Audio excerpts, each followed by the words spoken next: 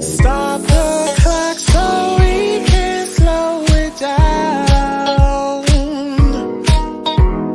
It's time we find our way to a higher ground.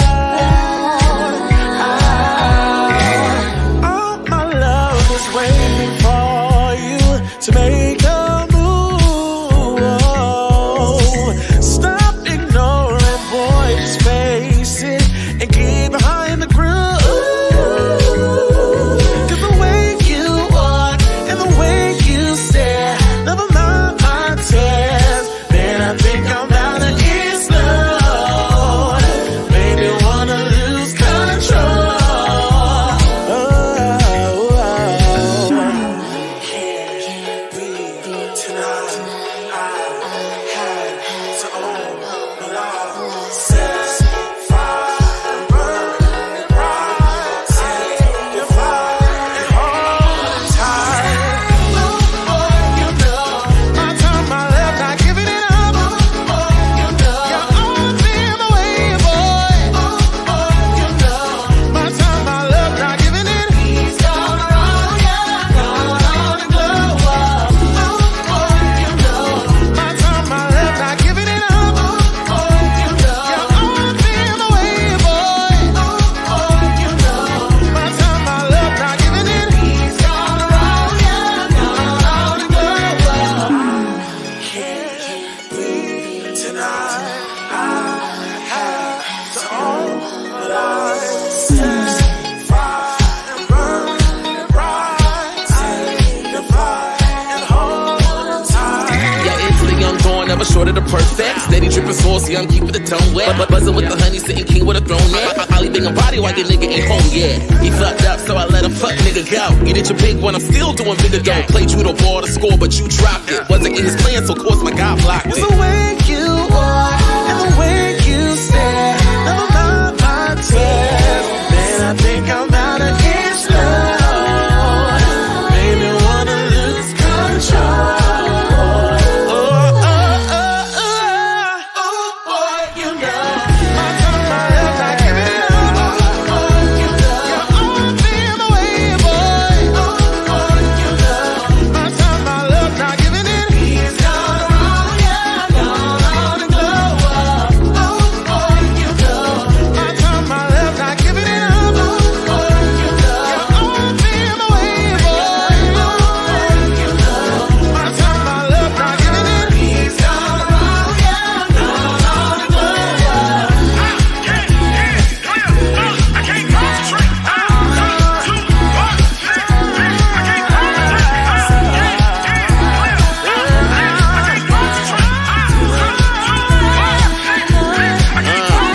It's the pretty Sadiddy kitty, I'm back up on the market. Picking a player pocket, I'm about to have him starving. Taking the loops, knocking boots, my body rocking. Never the two, I'm the one, so nigga stop it. Yeah, karma finna pay me stacks. I know your new trick, watch it, so relay this back. Finna have it, don't lock like a chokehold. I don't got no time for a bro code. Let me go, but I'm let to go. Let go, but I'm let to go. Let go, but I'm let to go. Let go, but I'm let to go.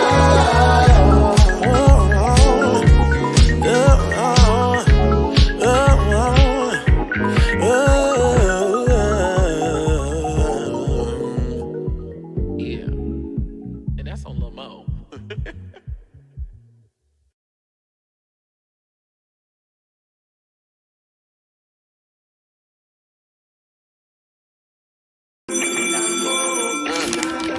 Yeah. Everybody go. Everybody go. Everybody go.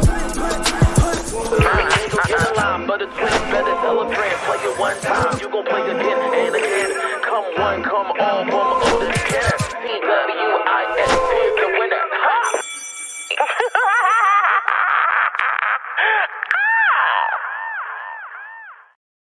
Hey y'all, how y'all doing? Good morning. I left my drink over there. Let me go get it. We're gonna play the intro one more time. Just let me go grab it. Yeah. Everybody go. Everybody go.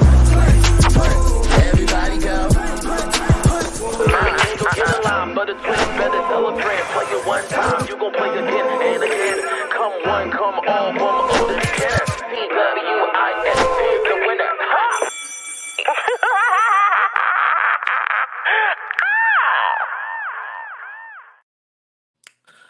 What's going on, y'all? Good morning.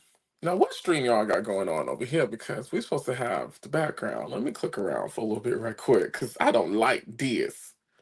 Hold on, let me see. Will that fix it? Will that fix it? Will that fix it? Will that fix it? Will that fix it? Oh, okay. Oh, it's because it's like this. I got you. Noted. Gotcha. How y'all doing this morning? Good morning. Good morning.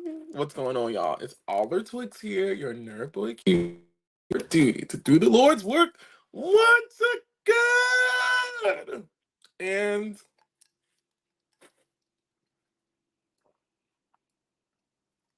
the time has come, honey. The time has come. Now, if you've been following me, watching my content since January, right?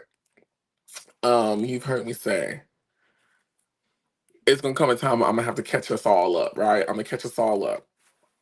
And I think historically, every summer, for the most part, I know definitely during the summer of 2021, but I want to say at least every summer since then, I've done like these live check-ins, which I think a little bit of it is mirroring school. You know, you go to school August through May, and then in June is the vacation. And then, you get back to the swing of things in August. So some type of way, I've done these summer check-ins with you guys. And I knew that I hadn't done a live update video on YouTube in a minute. So I was like, you know what? I'm just gonna wait until all these things that are going on in my personal life that the people don't know about is like wrapped up, so I can just go ahead and do all these things at one time, right? And so here we are. It's been an interesting 2024.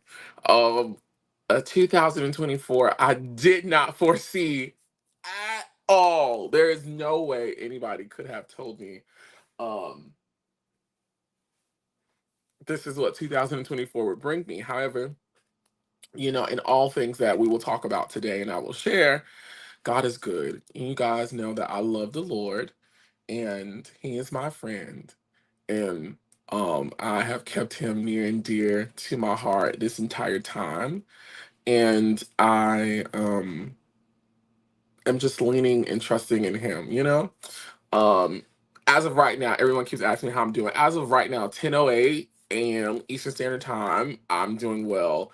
Yesterday was a great day. I traveled from Atlanta to Fort Lauderdale. Y'all know I'm in the Florida house. It's Florida house child. I'm in my old room. Y'all see the colors and whatnot. It's Florida, okay?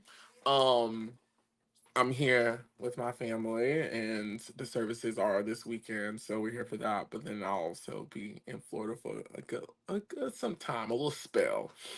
Um, I got to talk about me moving. Oh my God, there's so many things for us to talk about. There's so many things for us to talk about. Okay, all right, I do have a list, so let's get the list. How y'all been doing? Please drop down in the comments. I'm looking at my phone right here, but my computer is over here, so I can see the comments. Thank you guys so much for joining me. I appreciate the energy and I appreciate the love so, so, so, so, so much. I wonder, will you guys get mad at me if I try to fix this black border thing? Because it's getting on my nerves. And I particularly don't like it, but I wonder if it will stay. Oh, it'll stay. Okay, that was a quick fix because that black border was gonna send me. It was gonna send me. It was gonna send me. Oh, thank you so much, Shauna Walker. You're so sweet, honey. Y'all so sweet. I thank y'all. Thank you so much. Okay, we have a list, and I actually have my therapy session starting at 11, and I don't want to miss that. And I've been going to therapy consistently. I mean, I've always attended therapy, but I've been going consistently, I want to say, since January, child, because I was like, listen, I'm gonna have to gird up my loins, honey. This is sparkling water with a little fresh pineapple juice, the juice from the pineapple squeeze in there, and it is so great.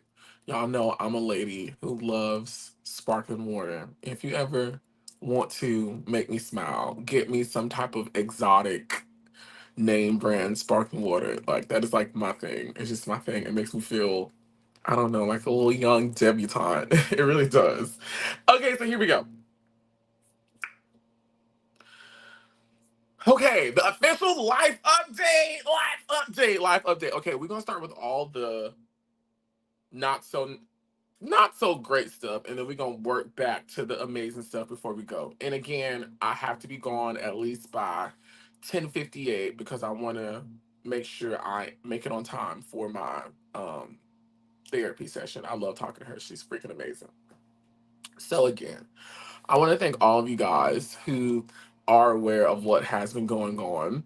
And not even like the most recent things with Quez and my dog, but even like, you know, just some of you guys who regularly follow me on social media, which is at he is Oliver Twix. Can someone type my at name in the comments so I can pin it?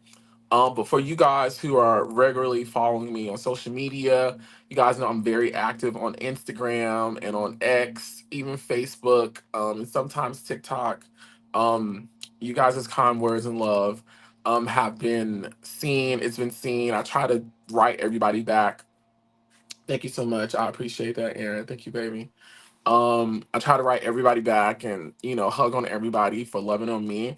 But it's been seen, it is so appreciated, and I'm grateful for it to have people so amazing like you guys following me and injecting love and positivity in me, you know, and I'm just really happy of the community that we've been able to create over here in Nerd Nation, as intimate and niche and boutique it is. I'm so appreciative of it. And I just, you guys are so freaking amazing. Like, I just love you guys so much. And yeah, I just want to say thank you. Thank you. Thank you. You, and you. Thank you. Yeah. Okay, y'all. So here we go. So here's the true tea. Y'all ready for the true tea? Here is the true tea. Here is the true tea. Here is the true tea. Oliver has been grieving for about damn near a year now, right? And when I say grieving, to me, grieving means to be in an emotional place of experiencing sadness over feeling as if you've lost something, something that was important, something that you loved. Um, and I've been in that process since August. And I'm gonna go step by step with you guys on what that looks like. Some things you guys may have seen, some things you guys may have noticed, some things I may have dropped, but today we're gonna just lay it all out so you guys can understand where we are, where we've been, and where we plan on going, right? Life update video. Okay, so I would say the grieving process started as far back officially um with Chasing Atlanta when this happened.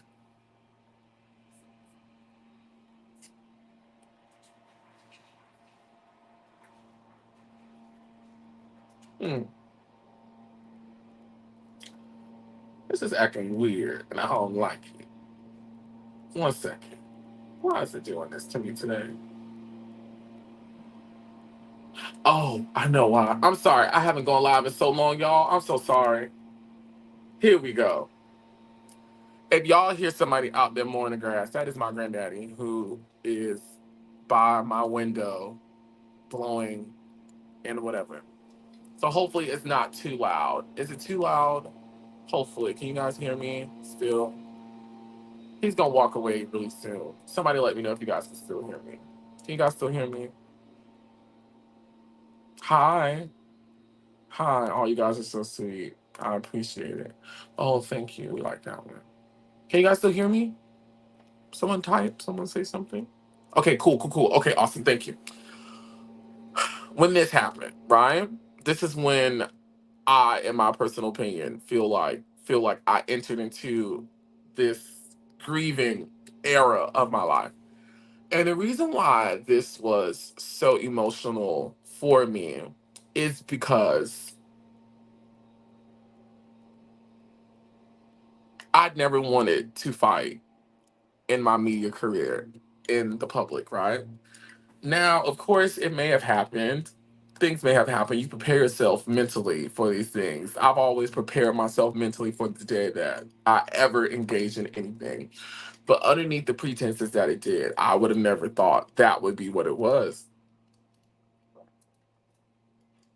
And the reason why I was so emotional, and I was grieving it was because, and I'm really trying to choose my words the right way, because I don't want to start nothing, but I also want to be honest in how I feel. Listen, I've been having people in my personal life cracking up. Cause now I be saying like I don't give a fuck. Listen, my man and my dog died. I don't give a damn what comes out my mouth at this point. It's like whatever, whatever. I don't give a damn. But I still try to, I still try to be nice when I can. Behind the scenes, my time with chasing reality was, especially this last year, I would say it was very interesting. It was extremely, extremely, extremely interesting. I will say this. I knew potentially that this was going to be my last season only because, and Dario told me like to my face, he was basically like, you know, I feel like you have surpassed the show, you have surpassed the cast. His words, not mine. I feel like you have surpassed the show. I feel like you have surpassed the cast. And I feel like there is no longer any benefit for you being here, right? There's nothing in it for you. And basically had told me, bitch, it's time for you to move on, right?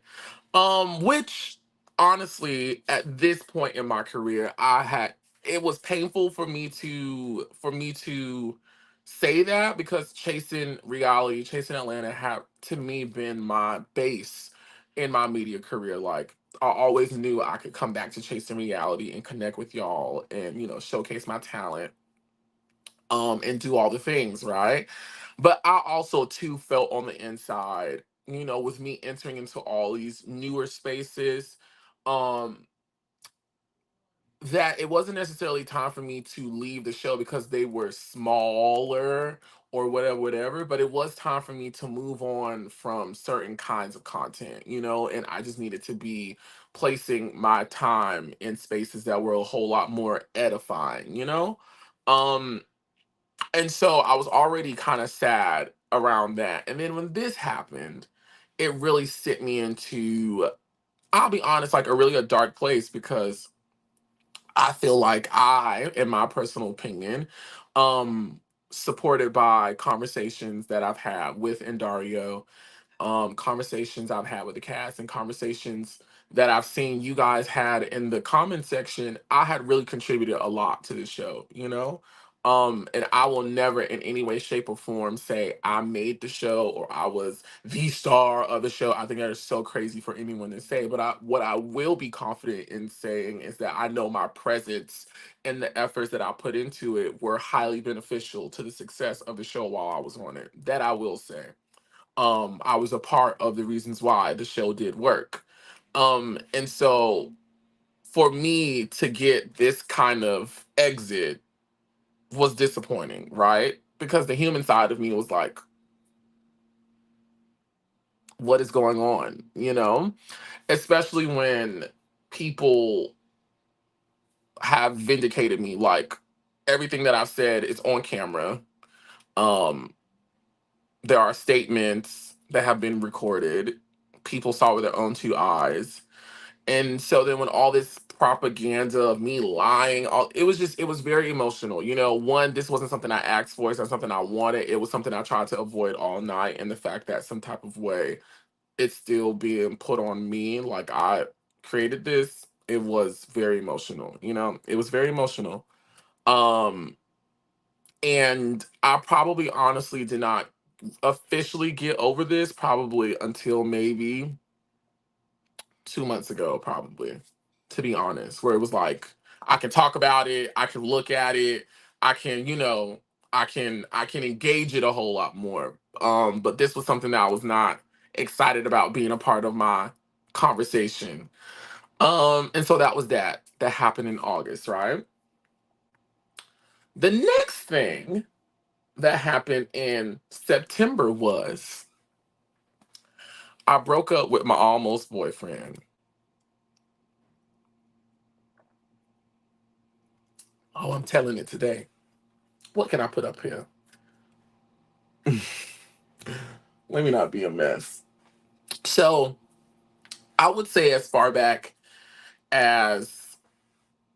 as far back as August. No, not August. Let's just say May. As far back as April, I had been in contact with a gentleman who had been trying to get in contact with me for years. And through a series of fortunate events, out of my control, him and I came into contact with each other, and it was honestly an instant connection, right? And it was so surreal because it was honestly everything that I wanted. So I thought, right? They were the height, they were the complexion, they were the age, they were the job, they were the conversation, they were the energy, they were um they were just everything that I honestly wanted. And they were at the time, from my perspective, extremely interested in me and really, really, really um was extremely vocal about what they wanted to do with me, right? They're talking about, hey, Darius. Is Darius in here? Oh, Darius is in here. Darius said, tell it all. I'm gonna tell some of it. I'm not gonna tell all of it. I'm trying to put a picture up here, a safe picture, because I don't want to put him up here. Because y'all still don't need to know. You know, y'all don't. Ugh. And so, I'm the type of lady, when these men be trying to talk to me, I be asking very direct questions. What you want? What you want from me? What you want? Tell me what you want. And so through a series of fortunate events, and they happened very quickly, the man was like, I want to spend the rest of my life with you. Now, that's not the first time somebody has told me this, and I'll probably go down maybe this would be another video one day where I just go down, the list of times, you know what? We're going to put this picture up because this was the energy I was feeling. This the picture we going to put up 1 second. Oh, yes, ma'am. This was the energy Miss Oliver was in. 1 second. Now, this the one we going to put up. I done found a picture to put up there. Oh, baby, because you couldn't tell me. Baby, you could not tell me I wasn't finna be married to medicine. Okay? Baby, you couldn't tell me I wasn't finna be married to medicine, baby. You could not tell me.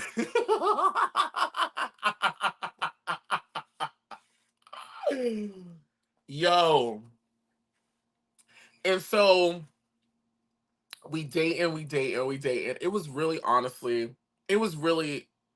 a good time. Now, I'm at this point a year out from it, right? Looking back on it, and this ain't no shade to him. It's no shade to him. I think I had become so in love with the fantasy and the idea of him that I just blindly just ignored so many things, right? And I will attribute the success I was experiencing in my real life with my career, with money, with shows, TV, media, connections, my network, everything was expanding. I was like, in my brain, I was like, okay, this is God blessing me with the man, okay? Because he done blessed me with the shows, he done blessed me with everything. I done got the new body, he done blessed me with everything else. Maybe now this the man, you know what I mean? And so I just blindly ignored so many things. I made allowances. And not when I say allowances, not like he was doing anything, but it's just, certain things like now that I would be checking for. It was just like we just gonna fast track to the end, right? It was long distance, so I didn't see him in person all the time, but we talked all day, every day. It was really, really great. You know who did know about him? Willa. Y'all remember Willa from Chasing Atlanta? When she would come do my hair a lot of times, he would be FaceTiming me and she would see him. And it was still kind of early on, but she was like, I don't know who this man is, but he really, really like you. And she was like, you need to ease up because this man really, really like you. Anyways, after the whole after the whole incident on Chasing Atlanta, right? Which he did help me with. He helped me with a lot. Baby, I don't know what happened, and honestly, still to this day, I still really don't know what the answer of what happened. I don't know. Because back then when we did speak about it, I felt like I got a new answer every day, which either all those answers were the answer or there's a real answer, which I think I didn't discover, but we ain't gonna get into that today. There's a real answer that you're not telling me. That's why, right? But the relationship came to an end. Um, and this isn't my first time dating, and it's not working out or whatever. But I think why this one was so impactful was because I was coming off of the heels of Quez, right? Which at the time to me was disastrous. And I was in this new space of energy in life. And it was like, okay, finally, the kind of guy that I want is here. And so it opened up an untapped level of my love, my affection, my energy, I was back cooking again. I was back creating calendars and schedules. I was back planning out days and logistics. I was back in my house life, I was back in that energy. An energy that, if you know me personally, me being married and having children is like top two goals of my life. I won't feel like I lived a complete life if I don't do those two things. Which my ideas around that have changed. At this point, God, whatever you want for me, that's what I'm gonna do, because your will is better than whatever the heck I'm thinking about. At the time, this was very important, right? And it unlocked a certain energy in me. Um, and when I had to close that energy off, when I had to tuck that fantasy back into the drawer, when I had to wake up from the dream, oh baby, oh baby, I was not a happy camper. Mm-mm. I was not a happy camper.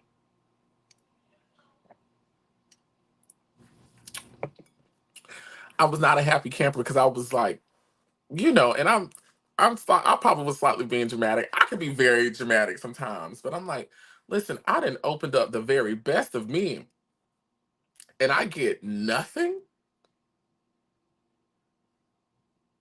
I've been telling the truth. I've been consecrating the body. I ain't been entertaining. I've been, and I get nothing. She was not happy. Not happy. On top of him and I had some business dealings, right? That I'm just now honestly wrapping up. Like as of today, just now like wrapping up. And so that made it even worse because I can't even really grieve this thing because we're now entangled on this end, which honestly, I may be jumping ahead, but I'll talk about it right now. Honestly, it really taught me like moving forward, baby, I would never, ever, ever, ever again in life mix my business with the person that I'm dating. Now we can now listen, that whole Todd and Candy stuff is real cute, and I pray that, if that's for me, I can do it. But honestly, that little whirlwind romance taught me, baby, you got to keep yourself separate. Because if and when it's time to pack your grip and dip, we don't got time for this lingering stuff, especially when it come to Oliver. Y'all know I love Oliver, this gray head, no frames having bitch. I love her to death, and I don't really give a damn about anything else. I'ma always protect the bank. You know what I'm saying? And the fact that my bank had now this attached thing to it that made certain things sour and not as enjoyable, I did not like that at all. And it made me not want to show up to work, right? Because it's like me showing up to work. Now I got to deal with this, and I don't want to deal with this. So that was a lesson learned. However, during this time, I'm grieving, right? I'm still on the show. I'm dealing with the energy on the show. I got to do green screens. I'm reliving this. I'm having to talk about it. The cast is talking. The blogs is talking. The internet is talking. Niggas is talking. Now I'm dealing with a breakup, right? Now I gotta just deal with all this. Now I'm dealing with this, right? The next thing that happens.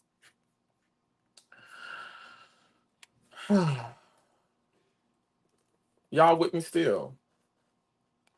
The next thing that happens was this. Um, in the month of October,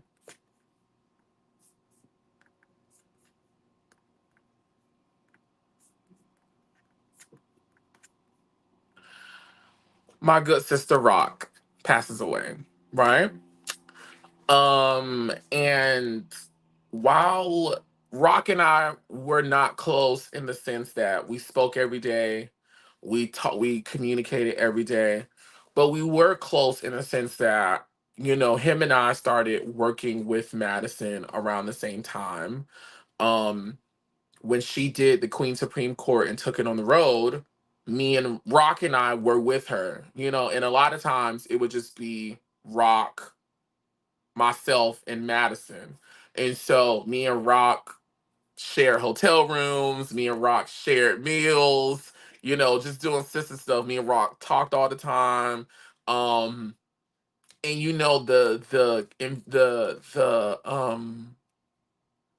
the environment that the TS cultivates is, if you work with her slash work for her, it's a very family oriented thing. Everybody, we walk around with no shoes on. Miss Mary's cooking. We always together. So I spent a lot of time with Rock. Rock would come to my house a lot. There's some vlogs where it's him and his friend at the time, Tata T, at my house eating crabs. There's vlogs with him, me, and Chi Chi. I saw Rock a lot, and I knew a lot of Rock's story. And I knew a lot of Rock's challenges, right? And so, as y'all know, publicly, Rock shared his journey with cancer. And, over the years, we had seen him, you know, near the end, and he would rebound and he'll be okay. Near the end, rebound and he'll be okay. And so, like all the other times, I thought this would be a time that Rock would rebound, right? Because that's what Rock did. Rock rebounded. Well, Rock didn't rebound. And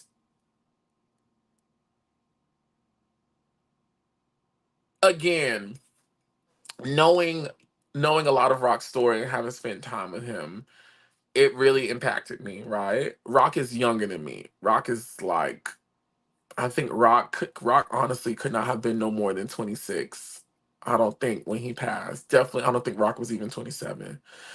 Um and to see someone that you spent a lot of time with in your come up, this was what, 2019, 2018, 2019, when I was with Rock a lot and Rock was around us a lot, to now see them go, definitely it's still very emotional for me, Um, he was so young. He was very young. Um, and it was like a crack in reality. When you see people pass that you necessarily don't see all the time, or they may be extensions of your other lives and worlds, it is not as impactful. But you know the Rock was a part of like a very nichey part of my life, where it was like, okay, now this person is no longer here. And again, with him being so young, it really impacted me. It made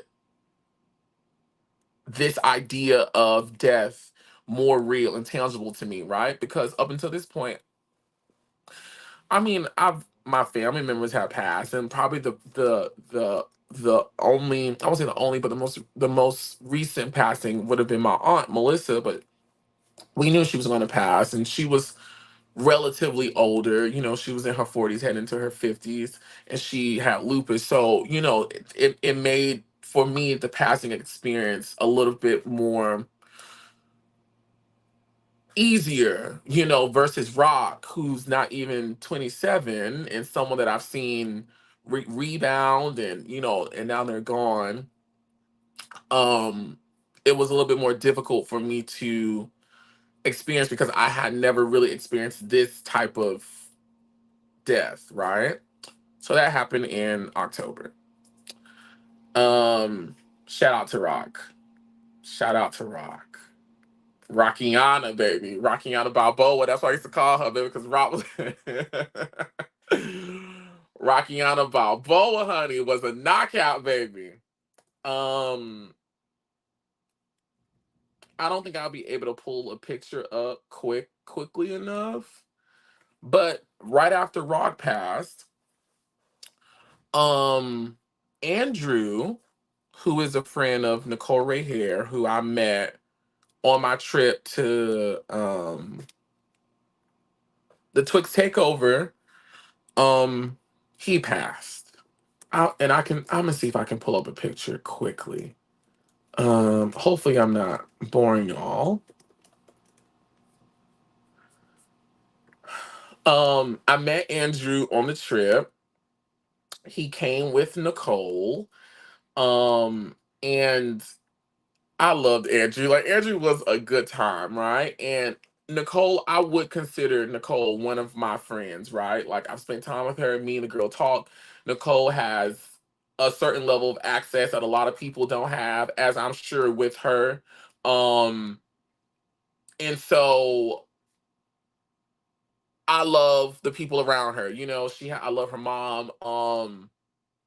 She has a friend named Tasha Banks, who I absolutely love. And Andrew came a part of that package. Um, and I think Andrew was only 37 or something like that, maybe 36, 37. Um, but for him to suddenly go the way, for him to suddenly go was also a little earth shattering to me, because it's like we just were all together in Mexico living our young black and fabulous lives.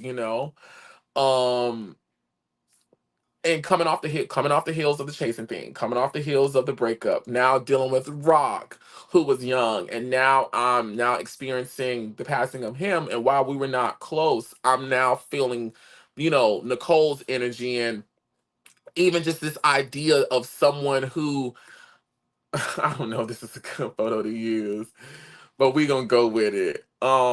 This idea of someone who was just a part of something so monumental for me, my first spinoff.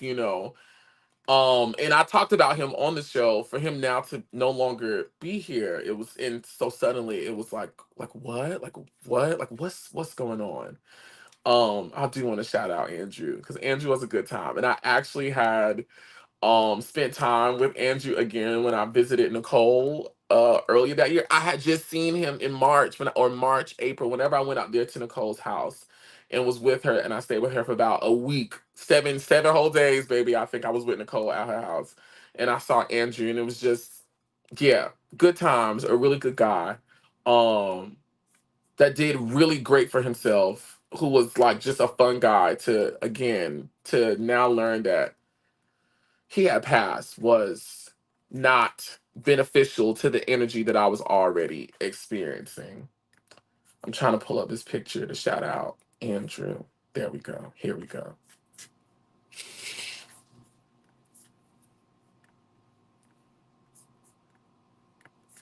This is the quickest one that I could get.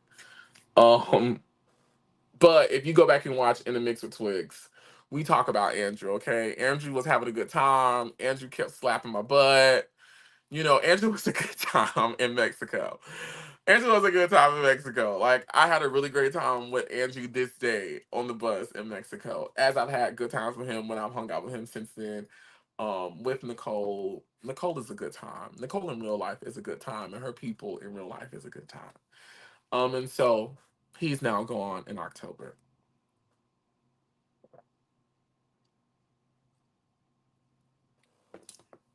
Right? So now we skip on down to November, child.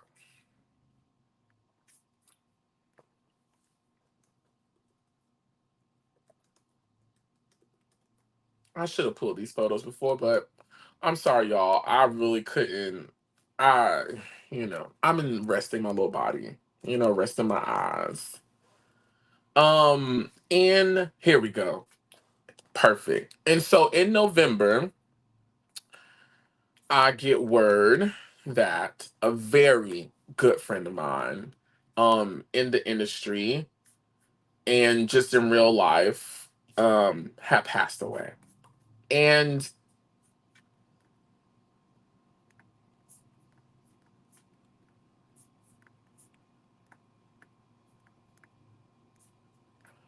MC Vic, MC Vic the Great. I've known MC Vic since I basically made my debut in Atlanta. I met Vic back in 2019. So what? Vic passed in 2023, so I had known Vic for 4 years. Vic was a social media friend of mine. Anytime I would go live, Vic would be on live with me. Me and Vic spoke regularly in the DMs. I saw Vic out. Vic was just a cool guy, right? And then like when I would go out and Vic would be hosting things, Vic would be on the mic. He'll show love to me and my friends. Vic was just a great. When I say Vic was a great person, a great human being, great. Vic was a great person. In Atlanta, there's a whole lot of bullshit walking and talking, but Vic was not one of them. Vic was a good guy, like at least as far as I saw. And I never heard nobody ever say nothing negative about Victor. Like his energy was great, his work ethic was great, his conversation was great, like everything was great, right? And so Vic passed in November. I spoke to Victor on the phone unprecedentedly for almost 2 hours a month before he passed. And I think I had saw somewhere where Vic had been sick. Like I think I saw him posting his Insta story something about him being sick and that he was coming back, and it was something like that. Can you guys comment in the thingy just so I can make sure the chat is still working? Because I don't want to be missing you guys' chats and whatever. But I had just spoke to Vic a month. Okay, perfect. Okay, awesome. Thank you. I had just spoke to Vic for about 2 hours a month before he passed, right? And again, this was me seeing him talk about being sick in his Insta story. So I'll pick up the phone. I'm a pick up the phone type of girl. You know what I mean? And I just was checking on him because Vic from like 2022, there we go. I was like, what did we do in 2022?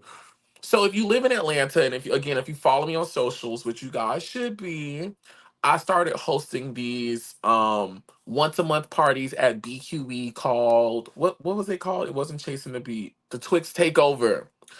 And we did it for 6 months at BQE. And it was starting in 2022 because me and Quez was still together when I started it. So it had to be like maybe September, October. But it ran, Twix Takeover, thank you, Darius. It ran all the way until February. And Victor was my host for the event. So we worked at least once a month together. And we would be in conversations leading up to it and before. He was a very integral part in why the Twix Takeover was so amazing. And now that I'm doing Chasing the Beat, and I'm very happy with the success that Chasing the Beat experienced, which we will talk about before I get out of here, because I do have to go at 11. Vic was just a great part of that experience, and so I reached out to him and we spoke. We spoke for 2 hours, and Vic and I were just talking about all the great things we wanted to do. 2023 was coming up, what we wanted to do with our careers, what we wanted to see from each other, speaking life into each other, him sharing with me, just what he wanted to do as an MC, as a personality, me, consulting him and giving him some of my advice, us talking about the state that Atlanta was in and, what we could do and what's needed in the city and, what the queer folk are talking about and whatnot and all that stuff. And I left that conversation with Vic like fired up, again, Vic just a positive, great person. And to hear him, share his visions and his goals and his dreams and his aspirations with me in that conversation was inspiring for me. One, him and I up until that point really hadn't had that type of conversation of like vulnerability and transparency. So it was so cool to now have this type of conversation with somebody that I thought very highly of. And we had that conversation in October. So in November, when I get the news that he's passed away, and when I didn't even know he had declined again, it was very, very, extremely hard for me. And while I will say, looking back on it, I started grieving as early as August. Darius, who's present, am I frozen? Uh-oh. Can you guys hear me? Am I back? Am I back? I think I'm back. Yeah, I see it. Darius, who's present, um, I communicated with him that it was just something about MC Vic passing that was really the crack in the vessel, right? I'm out here in Atlanta live, you know, the girls are the girls, we see each other, we go out, and there's just certain people that you just always see. You always see Father Flex on the mic. You always see Big Sexy, with a section. You may see Miss Oliver with Darius and some other little hoes walk pooch on through for a couple seconds, and Miss Oliver gonna leave, about 30 minutes into it. You know what I mean? Um, you gonna see Perez. You gonna see Perez over there with a hookah, looking. It's just certain staple things in certain spaces. You just gonna see. You gonna see Mooney twerking. You gonna see MC Vic on the mic. You gonna see him on the mic doing his thing. And to see this person who was so a part of Atlanta, the queer Atlanta scene, now gone, and someone who I had worked with and who I respected and was very fond of for years, now gone, suddenly in my eyes it was the crack. Like it was the thing that, like, I was like, okay, what is going on in life right now? Like, Rock has passed, Andrew has passed, and now Vic has passed. This is crazy. And Darius and I had many conversations about just what is happening, like what is going on, because I've never experienced anything like this up until this point in my life. So I honestly was not equipped with any emotional, social, mental bandwidth to really wrap my hands and brain around what was happening. Um, I did go to Vic's service. I saw him. I could not stay the entire time. Just couldn't. Me and funerals just aren't really, you know. I do appreciate seeing the person in their final state because it's closure for my brain. But it's just like I can't sit there really throughout. It'd be a lot for me. It'd just be a lot for me. So we went. I saw him. I think Darius and I were the first ones there actually that day. And I saw him. But I had to go. I could not stay. I couldn't stay. Um, and so we move on to December.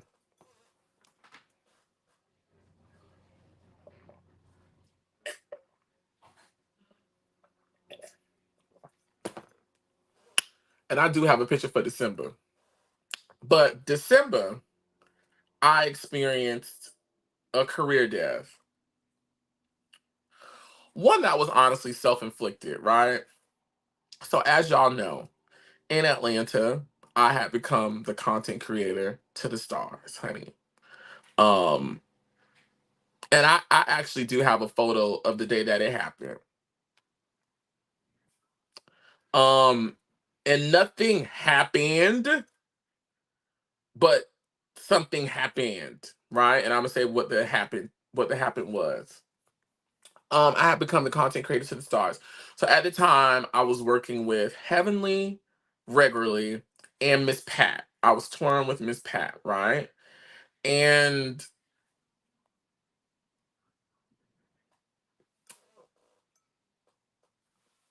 I just was unhappy doing it, you know? I just was unhappy. I was no longer happy. I was no longer happy. I had lost passion and compassion for being a content creator to celebrities. Um I felt this entire shift going on in my career and just my time and what I was interested in. And it just it just was no longer making me happy, you know? And while I enjoy money, I enjoy being able to do things. I enjoy it. I enjoy it, you know? Bitch, I'm gonna go work, you know, because I like money, because I like being able to do what I want to do when I feel like it. But I also realized in December that I prioritize happiness way more than money. I prioritize my time, I prioritize my peace, I prioritize respect, I prioritize me and my best interest a whole lot more than I do money and getting it. And so, baby, I quit everything. I quit everything that wasn't serving me. Um, I quit. I stopped. Right. Now that was funny. Baby, I chucked up the deuces, you know. However, with me quitting everything, um, I then had to realize that bitch, all of your income was rooted in you creating content for other people. And baby, you've quit. So the money that you're expected to receive or that you've been receiving so regularly, baby, that's not coming in December. And I remember the moment I realized, oh, I have to find something new to do. I think I was here in this chair. I was like, oh, yeah, I'm not used to saying I can't get that. And I was like, ooh, I'm just being transparent with y'all. I was like, ooh, I can't get that. And I hadn't said those words to myself since 2020. And now we in 2023, the year of my year, which it was.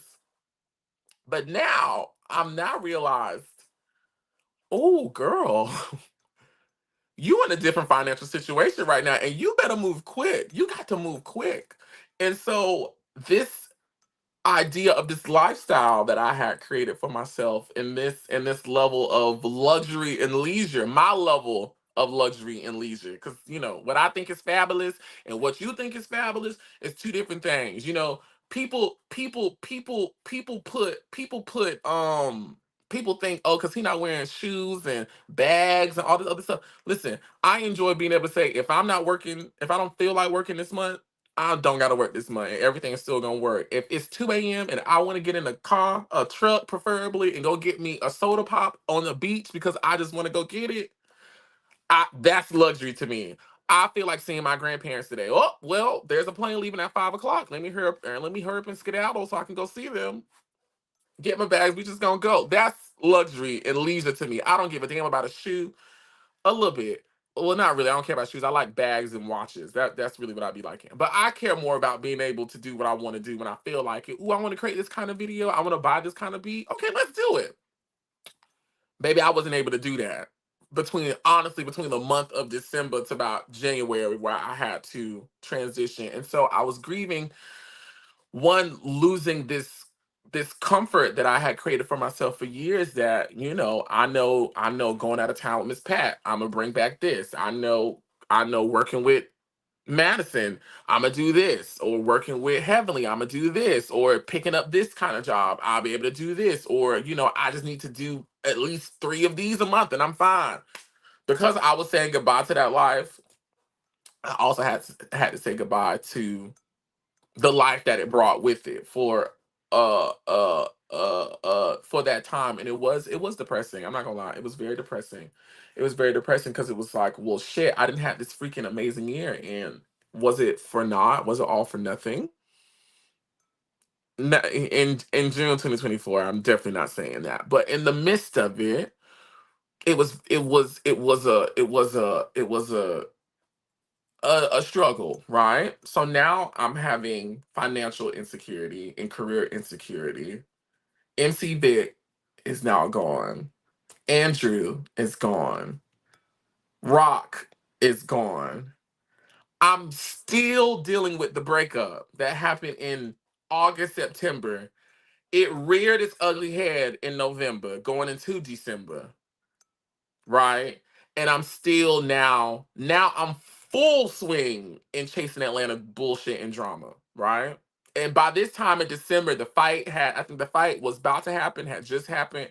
No, the fight had already happened. I want to say the fight had already happened, which y'all saw what happened on social media with the people going live and the blogs and all this other stuff. Everything was a lot. It was just a lot. It was a lot. Hence why y'all saw me back in Florida, because I was just like, let me go to my happy place where I can walk around with no shoes on and eat mangoes and see my grandparents and see my aunts and see my family and eat boiled peanuts when I feel like it, because it's just a lot in my life that's going on. And I need to be in a safe, fun place where I can hopefully navigate these things, right?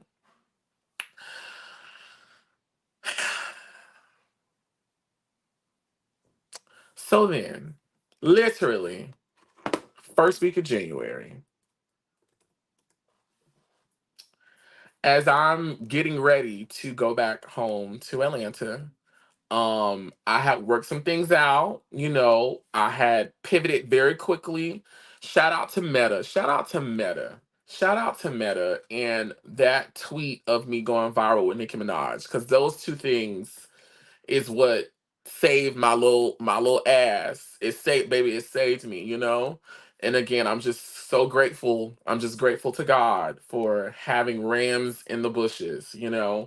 I was a little nervous for a little bit, but what I can say is the nerves, they, by the time January came, first week of January came, at least on a financial tip, I had corrected myself. We had course corrected really quickly. So as I'm getting ready to go back to Atlanta, I get a phone call from our friend Quez.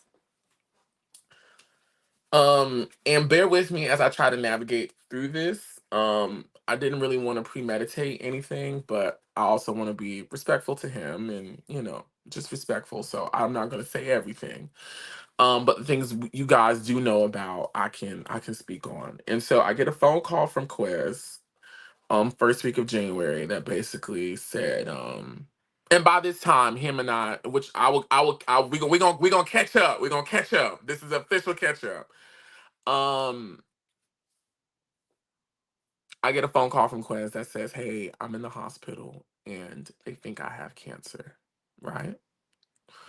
Um And so let's go back to go forward, right? So the last time the world saw Quez and I share the same space was on In the Mix with Twix, episode 1, where we had this online run-in, where he basically woke up one day and was like, I'm finna spray Oliver with Gardini down to the Bico. Episode 1. Um Now this I can talk about. If you watched it, the things that were true, I owned up to it immediately, because shit, can't in my brain, can't nobody whip my ass. So, ain't nobody never really gonna spray me with my own tea, because baby, I'ma drink it regardless. That's just how my ego and pride is set up. But there was a lot of things that just were just flat out like, okay, this just didn't happen, right? And so after that incident, that run in, I was like, you know what, I'm like officially done. Like, I'm really, really done. Um, However, Quez, in which honestly, I really have to thank him, and I did thank him. Quez was reaching out to me, right? Instagram, texted me and was like, I really want to talk to you. Like, I really want to talk to you. And so I don't know if you guys remember, but it was a day I was out in California and I was going to Netflix and I had on this green polka dot outfit with black spots and all this other stuff. Um, Behind the scenes, him and I had spoke that day right before I went to the Netflix thing. And it probably honestly was the best conversation that him and I had ever had in now the 4.5 years that we have been in each other's company. He shared a lot of things with me, a lot of things that had happened while we were together that I didn't know about. Things he was experiencing in his own life that I did not know about. Um, I just was caught up with a lot of things that I just did not know about, right? Accountability was taken. The necessary apologies were given. Um, and that was the beginning of us, starting a new chapter in our relationship. And that was back in June of 2023, because we're now in 2024. Between the months of July and October 2023, Quez visited me maybe 2 to 3 times, maybe even 4 times. Like, Quez came to the house and was with me and the dog. Details I won't go into. But he was with me. And we had fun, you know. And don't let y'all minds go to nothing sexual, nothing like that, because that was one thing I wasn't gonna play. I said, "Oh no, you done showed out. You will never experience the new car, never until he."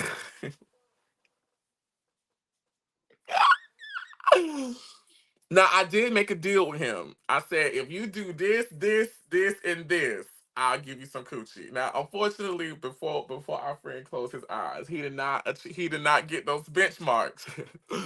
But I did make a deal with him that said, if you do, no, I'm really telling the truth. I've only had sex with one person since getting my body done, and that was the guy I was dating. I haven't had sex with ain't nobody been up in here. My aunt watching TV just said, "Oh wow." Ain't nobody been up in here. And let we in the month of what, June, when August come around, baby, ain't nobody been up in here in a year. Ain't nobody been up in here. I want somebody to be up in here, but you got to be my man for at least, we got to date. We got to date for at least 6 months. And if by the time we get to month 6, we gonna do it, then we can, you know, we can do it. So honestly, at this point, I ain't gonna be hunching until 2025, and I'm sticking. The Lord know I'm serious about it. I'm sticking to it because it's just something about hunching that just make the whole dating romantic thing. It just, to me, it just pollutes the mind, And I feel like that's what had polluted my mind with the doctor, and it wasn't because it was just so good. It was just I was in love, so that's what made it good. But anyways, we passed that. We're going back to him. But we had a lot of fun, and I am honestly grateful to Quez and grateful to God that some type of way him trying to reach out to me fought through my ego, and it fought through my anger, and it fought through all that other stuff. And I allowed him to, I allowed that conversation that allowed us to be back in the same spaces, because now that he is now gone, I don't have any regrets, like there's nothing that I can say that, like, oh, I wish I would have said, or I wish I would have done, or I wish we could have done different, because, you know, grateful, thankful to God, by way of Quez, we did all that, and we had one more year of just love and laugh and freaking amazing times. I don't think I have ever enjoyed the simple things in life as much as I did with Quez. You know, like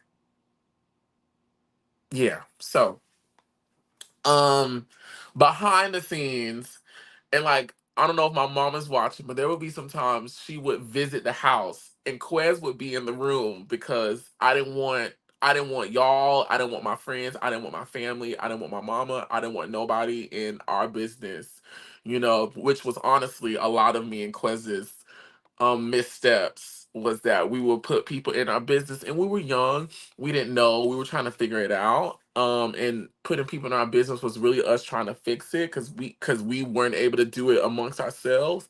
But with us now starting this new chapter in our relationship, I try my very best to keep people out of it. Like I don't really care about nobody's opinions. I don't want to hear nobody's opinions. I know the boy loves me and I love him and I know how I feel about him, and I know how he feel about me. So me and him just gonna enjoy ourselves with ourselves, by ourselves, and our dog. You know what I mean? And so yeah. So leading up to December, this photo was taken in October. Um that wasn't the last time he visited me, but that was the last time he visited me before we found out he had cancer. Um, and something told me this day, take this photo, take it. He didn't want to take it. He was being difficult to work with, and Cookie was being difficult to work with. And I was like, can y'all just take this photo with me, please? Like, can we please? Can y'all not give me a problem right now? And we took this photo. And so, me and Quez regularly spoke, regularly FaceTime, regularly text. I think Quez had a little boyfriend or something like that. I think, or was trying to, or whatever. But I mean, honestly,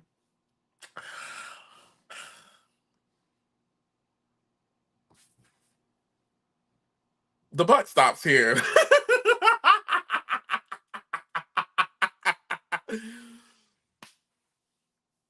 Love, love will lead you back. You know what I mean?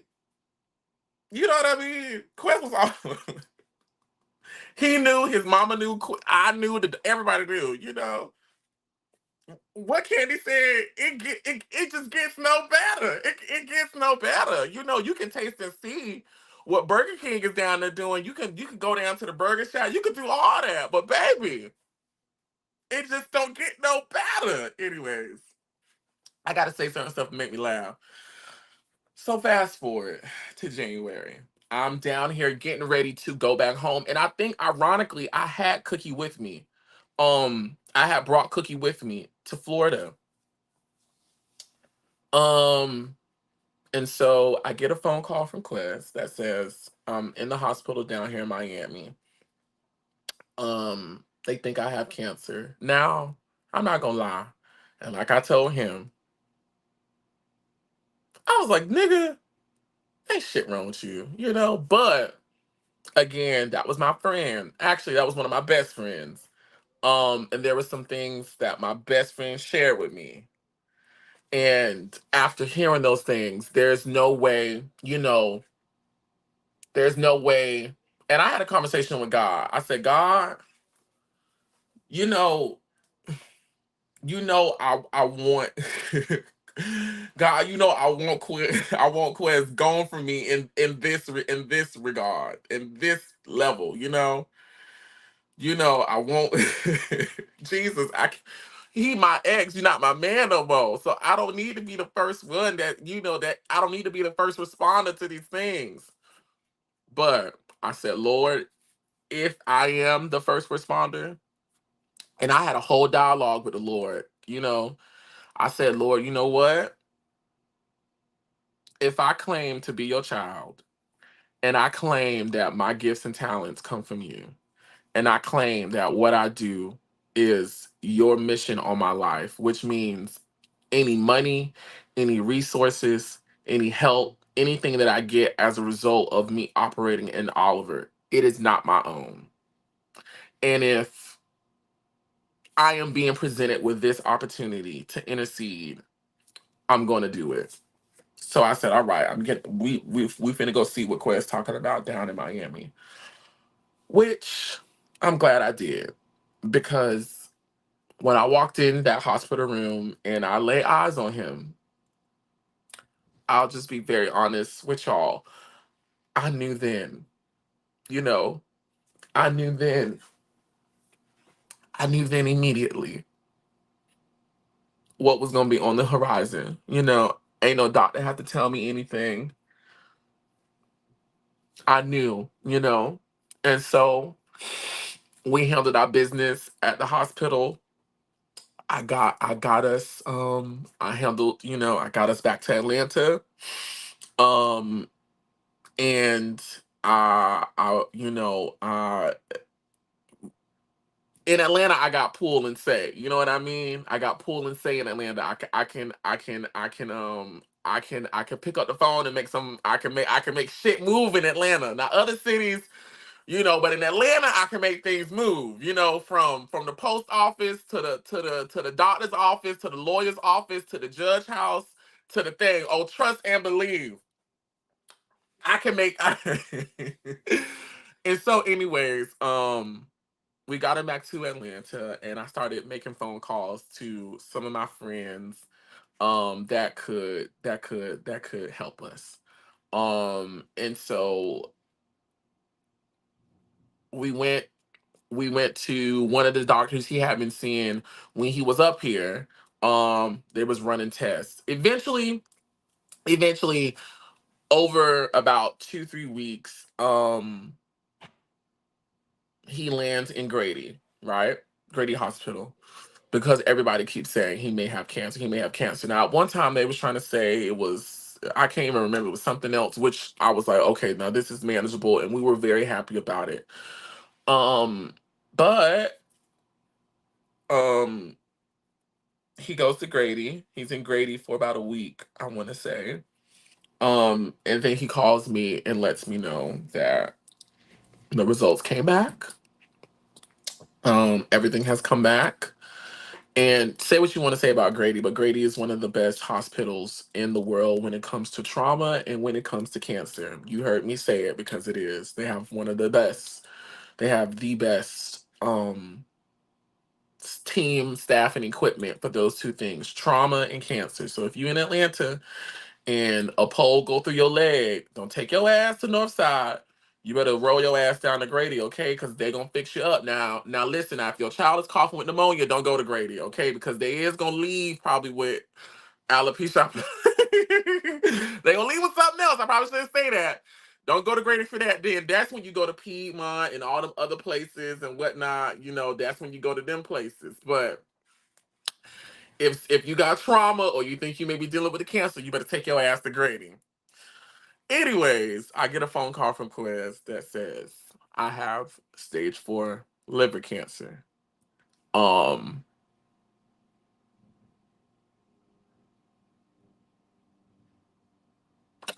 yeah, that wasn't a good day for me at all. It was not a good day. It was not a good day. It was not a good day. It was not a good day. Let's go back to go forward. Up until Quez was staying with me again. Quez stayed with me from January to February. What also had happened was Cookie started slowing down. Um, we had just came from Florida. Cookie loves Florida. Cookie loved being at my grandparents' house. Cookie loved being here. So it was just Christmas. Cookie was running. Cookie was jumping. Cookie was her normal self, right? I don't know what it was. Granted, y'all don't know this, but Cookie would go through these spells throughout the years where her functions would just get thrown off. And every time I would take her, they would be like, oh, it's bacteria. Oh, it's her diet. Oh, it's her nerves. It's this, it's this, it's this. They'll give her medicine. In about a week or so, she patched up. She back to her normal self. Cool. All right.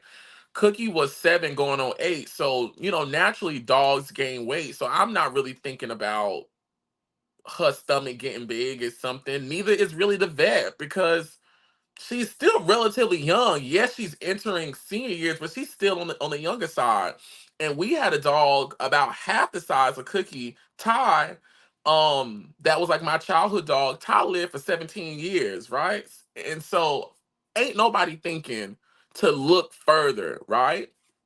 So at the same time that Quez is now back in the house in January, Cookie is now getting sick, right? And she's slowing down, and it almost seemed like it was overnight. Which honestly, I'll hold that. Will Quez and Cookie had a relationship. They had a relationship. Quez when because I worked, y'all know I work. You know, shit. If Quez is around here living a soft life, I was working the hard life, which was fine. You know, I loved working. But Quez would really help me out with the house, especially with Cookie. You know, and with me being gone, I won't say so much, but with me being the most removed person from the house, they were always together. He really, really loved Cookie. Me and Quest's last conversation was about him missing Cookie. And so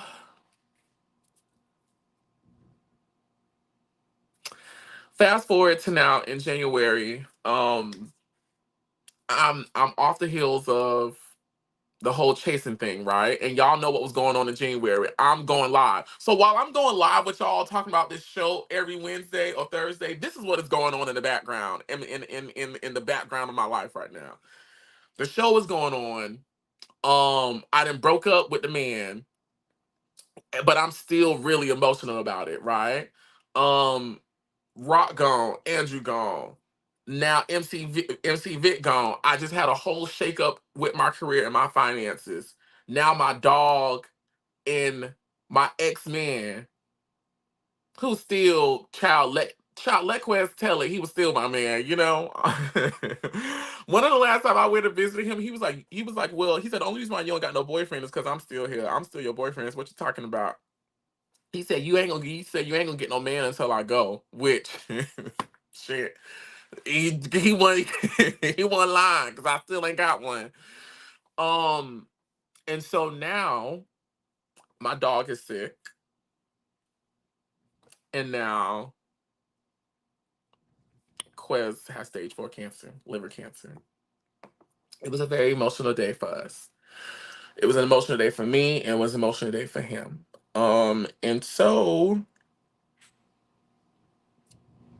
of course, Black people, I Google liver cancer, you know, I Googled stage 4 liver cancer, you know. And so I knew immediately from my little Google search, um, what the possibilities were, right? Um, I will say at the time, certain things were not in place for um me to feel comfortable about and him feeling comfortable about everything. So I picked up my phone and started calling people. Um, and I always said I wanted to give credit to the people out here in the public spaces who say they do this. Um, and I really wanted to give credit to those people when this time came, to not only thank them, but to validate the people who say they do things. Yeah. Before I say that, I will also say, don't nobody, you know, I also understand, don't nobody owe nobody shit, you know, don't nobody owe me shit, then nobody owe him shit, don't nobody owe us shit. The only person who owes us shit is ourselves. So anything that anybody does is is a blessing, and I'm grateful for it. So now that I know that Quez has stage 4, I called every medical professional that I knew in my community. Can you help me with learning about insurance? Can you help me with learning about life insurance? What are the options? Can you help me with knowing about doctors? Can you help me with knowing about treatment? I want to shout out my Morehouse. At the time, he was my Morehouse brother. I don't know what the pronouns now are, but y'all know him. I want to shout out Alfonso, who works at Vision, or who is a member of Vision. But I also think he does work for Vision too, I think, in the medical space. I want to thank Alfonso. Alfonso, honestly, has always been a resource to me in times when I've needed to go to him on behalf of other people. Alfonso helped me out, and I'm appreciative of that. Shout out to Contessa Metcalf, Dr. Contessa Metcalf, who y'all know from Married to Medicine, but I've known Contessa since I was about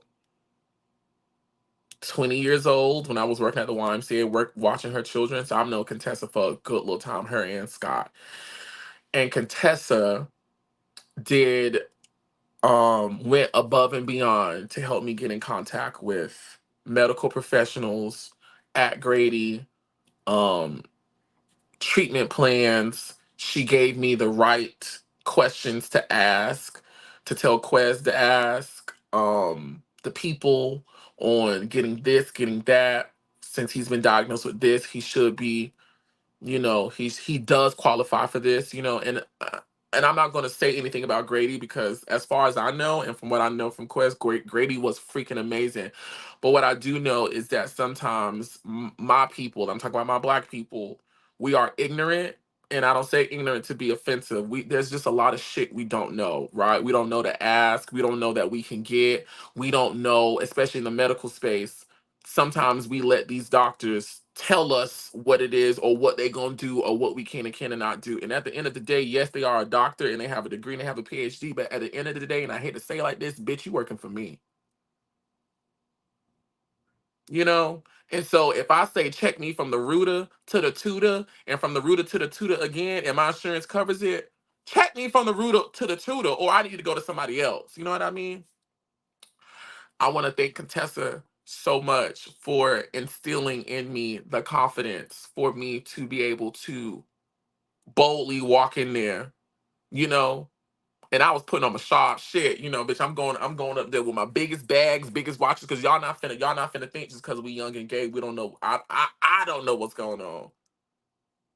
Or if I don't know what's going on, I ain't finna find out.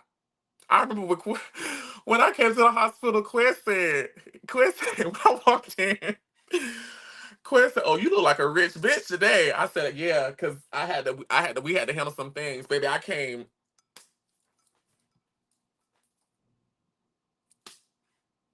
Y'all not finna play today." Shout out to Contessa. This may come as a shocker. Shout out to Buffy Purcell. I had just done my interview with Buffy. All this is going on behind the scenes. So all these viral videos and all these blogs of me being in the blogs and stuff with the Madison shit and the Buffy stuff and all this is going on behind the scenes, right? Which is why my energy when all that shit was going on, I was like, I just listen.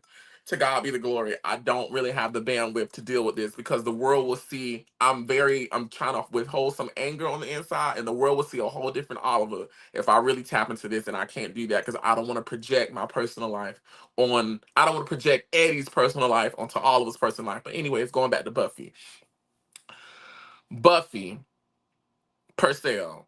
Now, I don't know about anything when it comes to her personal relationships with Contessa. I don't got no parts of that. All adults know what all adults said. I don't got no shit to do with none of that. I don't got no shit to do with her and Dr. Jackie. I don't got no shit to do with her and Heavenly. I don't got no shit to do with her and what her relationships are with those people. And our conversation was public for the whole world to see. And I was low key dragged through the mud for slightly defending said names, right? And I wasn't even really trying to, but even she was like, "You defending them." So I don't know. But what I do want to acknowledge about Buffy Purcell was when I was in a place of distress and I send out my signal to everybody. Buffy put in the work for me to get into contact, I want to say with MJ Harris, because I do want to shout out MJ Harris too. Buffy, for days and weeks, followed up with me, made phone calls, pulled information, did research for me to find last minute life insurance things for my friend. and then followed up after that. So did Contessa.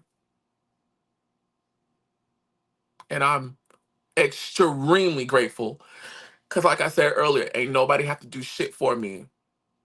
But those two women did. And I appreciate them so much. And I really hope it is my prayer. Now, again, I don't know what the fuck going on about no other shit and the people suing. Listen, I don't got no parts of that. I don't know.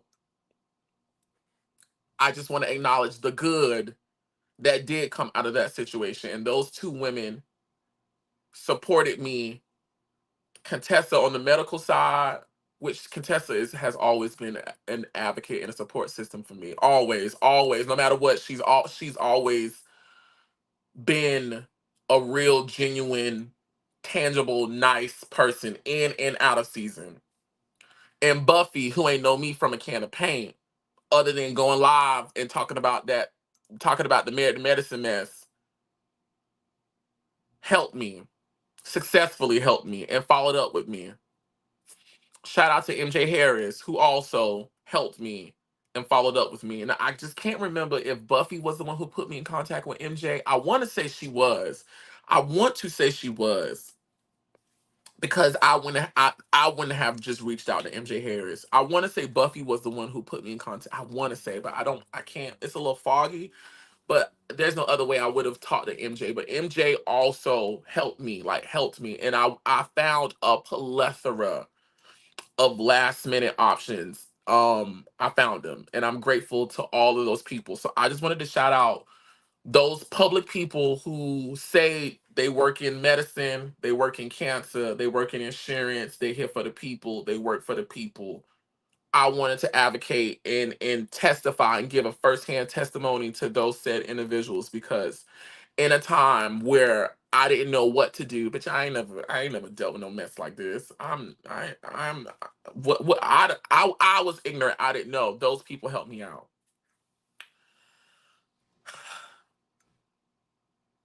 What I will say is I remember during season Nini's last season of Housewives, right? And she was talking about, you know, Greg is going through cancer, but I'm also the person that's here with him, right? And the world gave her a hard time. And granted, I'm not here to invalidate anyone's opinions based off the perspective they had on how they saw Miss Nene Leakes traverse that situation. But let me tell you something. After being romantically involved, sexually involved, friendship involved with someone consistently for about 4 years, and y'all was just Quez with smoke. I had stopped smoking. But y'all cooking together, having fun together, partying, laughing. Quez was drinking, I wasn't drinking. Drinking, dancing. That's what me and him would do. Me and him, we would have honeycut hideaway parties, and we would watch videos. I know a lot of stuff because of Quez. Because Quez would, I won't say make me watch it, but that was he was my pastime pal. There we go. I was trying to find a word for him. He was my pastime pal. When it was time to take all this stuff off, cause we finna party. We finna party. Our version of party. We finna go to the grocery store. We finna cook. We ain't finna eat it. We just gonna cook it. We finna watch YouTube. We finna watch Catricia. We finna watch Shamar. We finna watch the ballroom. That's how I got into like knowing the stuff about ballroom. Cause we gonna get into all that. We gonna eat gummies and we gonna sit on the couch and we gonna not wear drawers and Cookie gonna run around. We gonna have a good time. To have that type of fun. To now go to now seeing someone experiencing stage 4 liver cancer. I've now seen the weight change. I've now seen the change in his diet and his eating, not being able to keep food down, not being able to sleep, being in pain, his mood changing, being more irritable.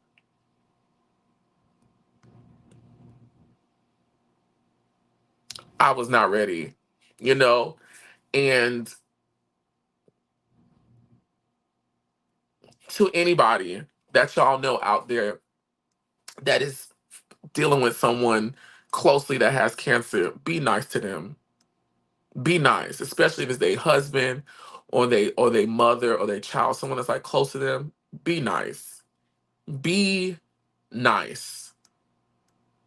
Be nice. I don't wish that experience on anybody, not even my worst of enemies, because it is such a warfare on a psychological, mental, and emotional level that I was not ready for. And honestly, I ain't never gonna be the same again. You know, ain't no way I can be. Ain't no way I can even look and traverse through life the same after witnessing that. You know what I mean? Like, ain't no way. Ain't no way. There's no way. You know? So anyways, the baby, the baby comes home. We get the baby from we get the baby from the hospital. The baby comes home, and we spend more time together until my birthday, which I had already scheduled for me to come back down to Florida in February. And then that's when Quez's family and friends stepped in. They got him from Atlanta, got him back down to Miami, where he, got his treatment until his end. And so now that Quez is gone, I'm back in Atlanta. Cookie is declining rapidly.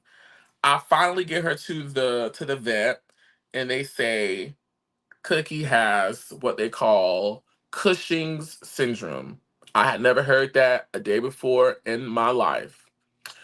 Where basically, she has a pea-sized tumor on her brain or on her liver, because there's two types of it, that is basically producing a high level of adrenaline in her body, which makes so much sense because we thought Cookie, black people gonna diagnose, black people, we doctors, we born doctors, okay, we know everything, okay, they ain't nothing but a little bit of nerves. That's what we thought Cookie had. We thought Cookie had nerves because she would just shake sometimes, or she will always have like this little small little, she always had this little small little thing, and I would pet, be petting her. So I just thought maybe before I rescued her, maybe she just experienced something traumatic and she just had a little shake. And on top of, I always took Cookie to the vet every year, and I would pay extra money for them to do blood tests on her, check all her organs, make sure ain't no cancer, check everything, so I can make sure, so I can just know, and if anything is a sign, we can catch it early. No test, no nothing had ever gave indication that Cookie was experiencing, at least what they was telling me. What was being told me was nothing about she was sick, or there was something I needed to be weary about, nothing. So now all of a sudden I take her to the vet, and now she's showing these symptoms of Cushing syndrome, which Cookie was showing every single last one of them. Her stomach had got big. By that time she was doing this heavy panting, like, and it used to scare me, like her tongue would be hanging out her mouth. She would just be breathing very, very, very hard. She couldn't jump up and down no more. She wasn't running anymore. She was drinking a shitload of water.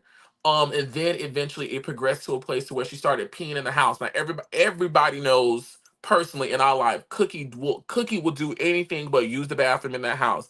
And if Cookie is using the bathroom in the house, she either been holding it for a long time and somebody ain't take her out, because she never would say, take me out to the bathroom. You just would have to know to take her out. Or she don't feel well. Cookie had started using the bathroom in the house. Um, and she wasn't eating as much. And they did do blood work. I did have them do the normal blood work. And on it, there was like it was something about her. I don't want to say her liver. I want to say her kidney or something like that. But something was extremely high. Like the numbers on it was freaking crazy. Which all those symptoms, all those results led itself to say Cookie had Cushing syndrome, right? If you're a pet owner and you know about Cushing syndrome, it's something that can be cured. It's you basically can give them medicine to kind of delay the inevitable, inevitable. Hmm. But it's gonna happen. The surgery for it is thousands of dollars. The good medicine for it is hundreds, and there's no guarantee that the baby will be cured. There's no guarantee. So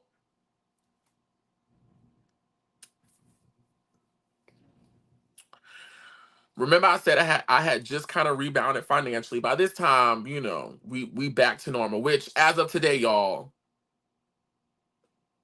we good. We the life before is back, and we working on increasing it. So we good, right? But I had just got back great financially. Could I have sacrificed to see if we do this treatment, can if she'll live? Yeah. But ultimately, at that point, I felt as her caregiver, as someone who I've been with this dog since she been born. I got her 2 months after she was born. I'm not gonna put my baby through that. I'm just not, you know. If this is something that she's been experiencing all these years, y'all let me know if y'all still here in the chat, please, just so I can make sure it's working. Just, emoji or something. Um, because I can't see right here and I don't want to keep looking over here. But I said I'm not gonna put my baby through none of that. Cookie was my child. That was my child. Yes, she was a doll, but that was my child. That was my child. And I said, I'm not gonna send my child through this. If this is a condition that y'all saying statistically most dogs succumb to, I'm not gonna give y'all my money. I'm not gonna give y'all my money and the end gonna be the same. So I said, well, I'm gonna take my dog back home and we just gonna ride it out until we can't ride it out no more. Eventually, Cookie started throwing up in the house. Um Cookie started she would try to eat, nothing would stay down, and she stopped using the bathroom. And so shout out to my mama. Shout out to my mama. Mama Twix child. My mama called me one day. She said, "What you doing?" I guess I probably hadn't been posted. I probably hadn't called nobody. She's like, "What you doing?" I'm like, "I'm in the bed." And my mama know my voice. That's my mama, so she know. She know when I ain't right. And she said, "How Cookie doing?" And I just broke down. I said, "Ma, she not doing good." And so my mama said, "Well, we need to go ahead and put it down before it get worse." So I was crying. Hung up the phone with mommy. Mommy made the necessary phone calls. And 2 days later, we had put Cookie down. Um, and that was what, May. I think we put Cookie down May 20th, May 19th, May 17th, 16th, somewhere around there. Um, Mommy was there. My ex before Quez that actually got me Cookie came. And shout out to him. Shout out. I ain't gonna say his name because y'all didn't need to know all my business. Y'all don't need to know everything, but shout out to him. He came, he showed up, and they went with me. But Quez, I had been talking to Quez the entire time. Even though he was going through his thing down here in Miami with his cancer, I was still talking to him regularly. And he FaceTimed Cookie. I got it recorded. And he talked to her. He loved Cookie a lot, like a whole lot. He loved Cookie a lot. And I knew just as much as it was hurting me and mommy to see her go, it was hurting him. And honestly, you know, a part of me thinks it probably Cookie passing probably hurted him the most out of all of us. Yeah. Cookie was very he saw Cookie as a very emotional, supportive dog to him. So anyways, we put Cookie down. Um, I'm visiting Florida. I'm seeing Quez. And then a month later, a week ago, this past Sunday, Quez passes, right? And so that's all the bad stuff.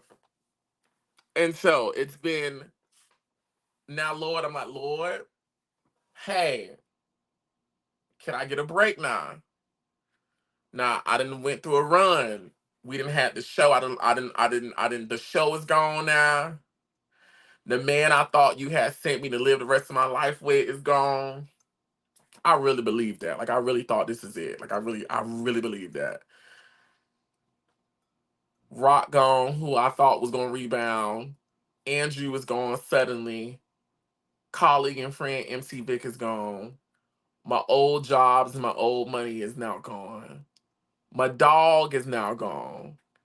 And now the man that I shared majority of my time at the Honeycut with this dog, my family unit, which is the toughest part of this whole thing. My family unit is now gone.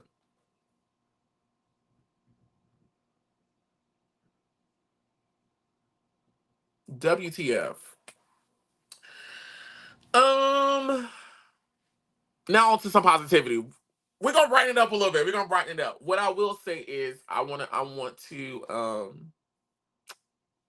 to thank God first and foremost for being ever so present throughout this entire process for me, because even though these things have been very hard, he has sent me reminders, constant reminders of keep going, stay focused, stay lifted up, stay positive, continue to love, continue to do the right thing. Like he sent me those. A lot of them have come through y'all that I've seen y'all like randomly on the street, and y'all come up to me and just start pouring into my life.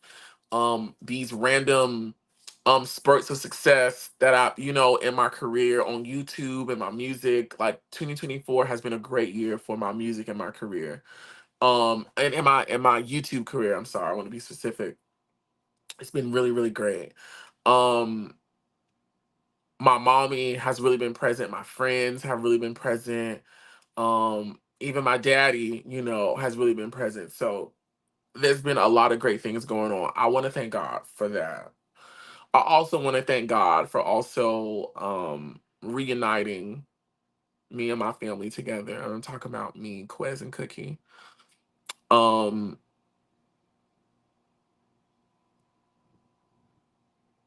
we had amazing times in the Honeycut from last year, June, up until January, when the last time all of us were together. So those last about 6 months, seven, because he left in February. I'm sorry, seven. We had so much fun. So much fun, y'all. Like, I'm thinking about it right now. Like, we just had so much fun. I had so much fun with him. Fun. I honestly, again, I don't think I've laughed as hard with anybody in this world up until this point, the way I laughed and had just fun in life with Quez. When we weren't fighting and killing and shooting and stabbing each other, but we had grown past that. This last year, oh baby, baby, we did the thing, communication, talking. Before we get mad, let's take a break.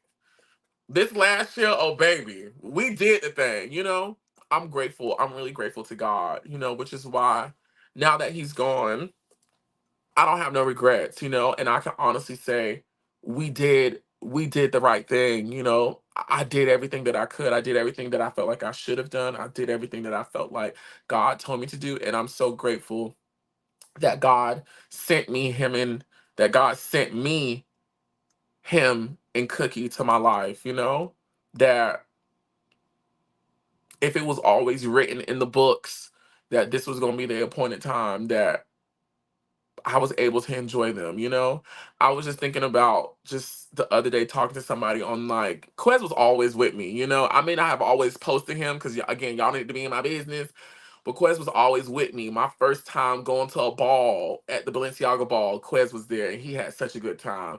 When I went to Chicago, Quez was there.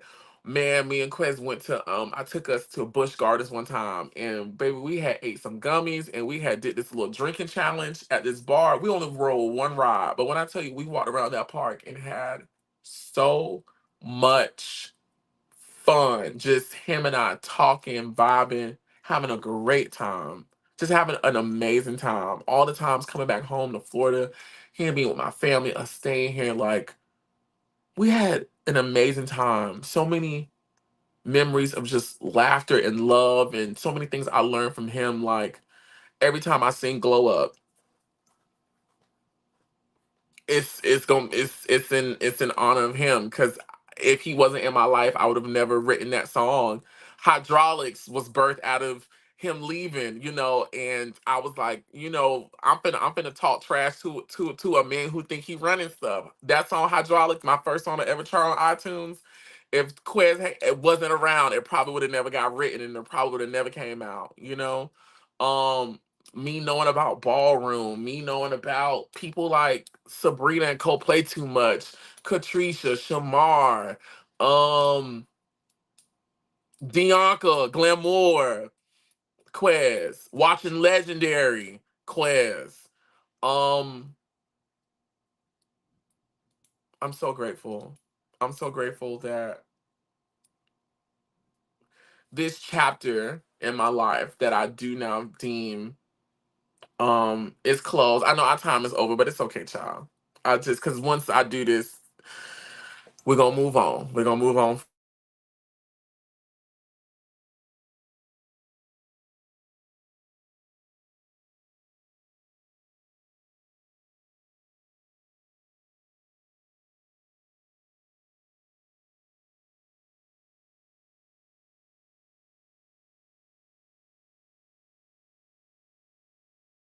Y'all can hear me. I'm back. I'm sorry. I should have been doing this. I'm sorry. Sometimes my brain right now is a little, but it's okay.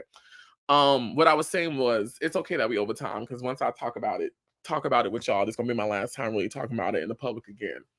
Um, I'm just grateful. Um,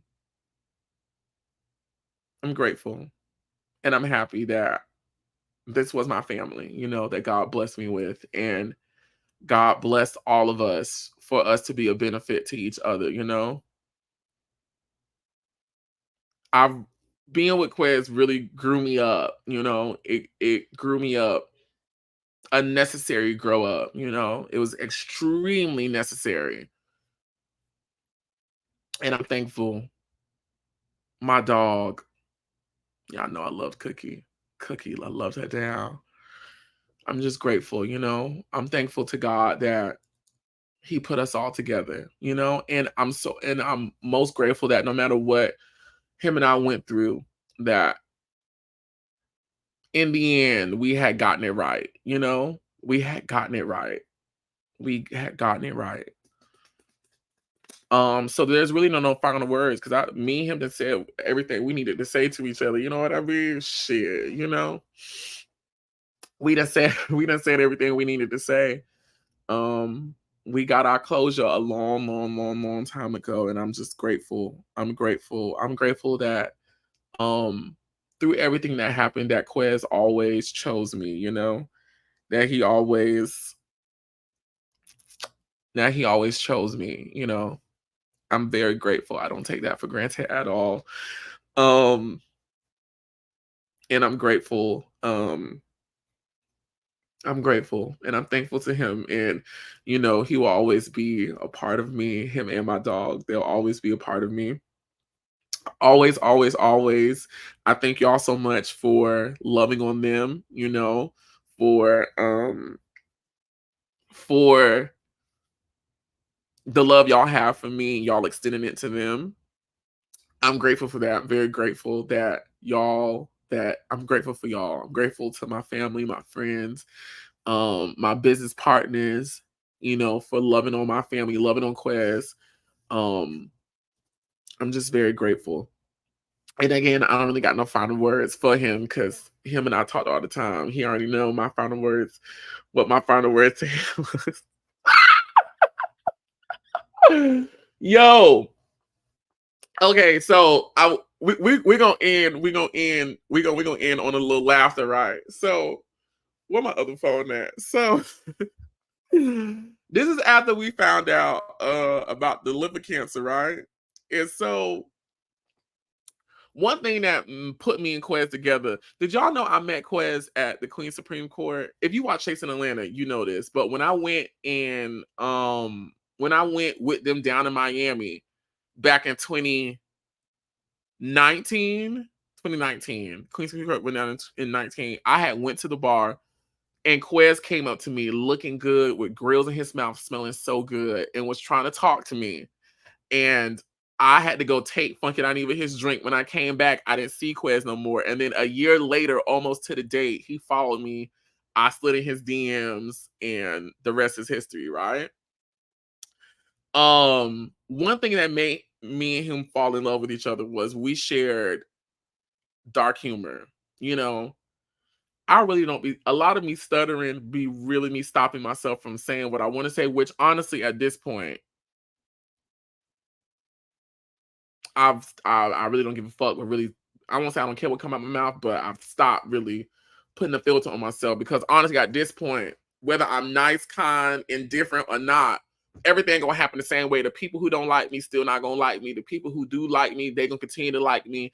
The blessings gonna keep on going through because I ain't really out here trying to hurt nobody or take nothing from nobody, do nothing mean or nasty. The hoes who say they don't like everything is really gonna stay the same. So I might as well just start saying whatever the hell I want to say because at least I feel better on the inside about it. Anyways, so he had came home and he was like, you know, let's just change the atmosphere. That means, you know, bring out the karaoke machine. We finna cook, open the windows, get the music going, get the candles. Let's go buy some flowers. That's why when y'all see me buying flowers and candles, that's how we used to set the vibe in the honey cut. And so I was like, because the type of liver cancer he had was hard to pronounce. Like it was just hard, child. And so I was like, well, Quez, when the people, dang, I don't know if I'm gonna be able to find it.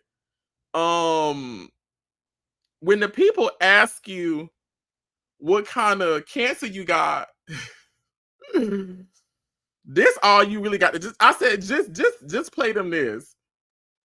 Just play them this. Dang, I don't think I'm a let me see. Hold on. He told me I can tell y'all this joke.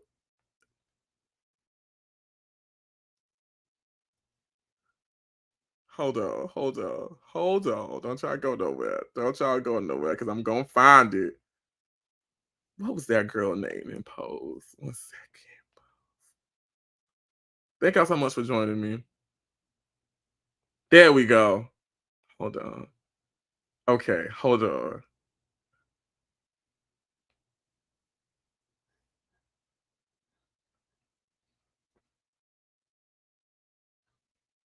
I found it. Okay, so the type of liver cancer he had, it was hard to pronounce. It was very hard to pronounce. And so I was like, well, Quez, when the people ask you what kind of cancer you got, since you can't pronounce it, this all you got to send them. Just send them this.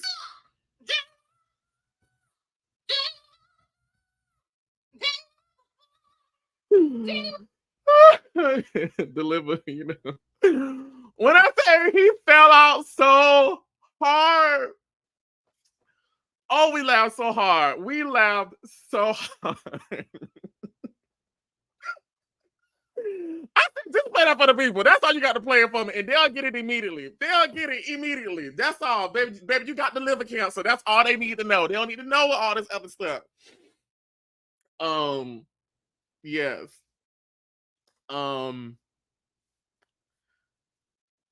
I think that's it for now when we say the bad stuff, right? Because this is still a life update video, right? This is still a life update video. So we're gonna get to some other stuff. Before we get off the subject, listen, to the end,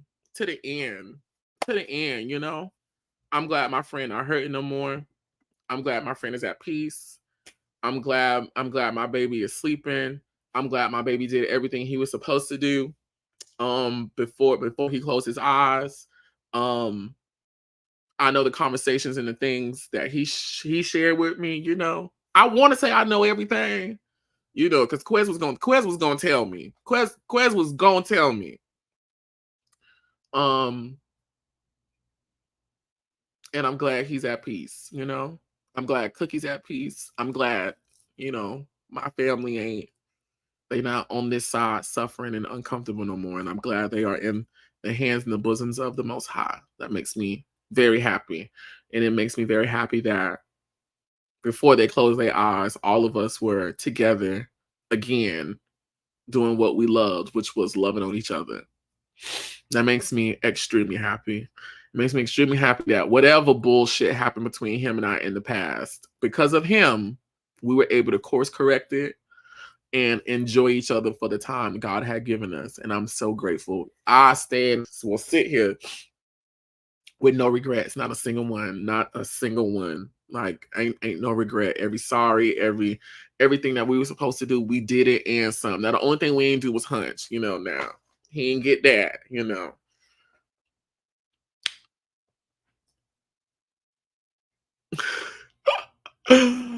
I remember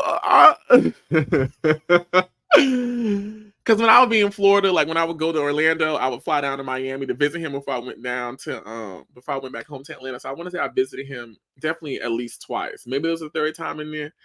But I remember the last time I saw him, which oh my God, he had got, and I honestly think, you know, I'm not gonna lie. Remember I told y'all when I saw him in January, I had already accepted it then, you know. I had accepted it then.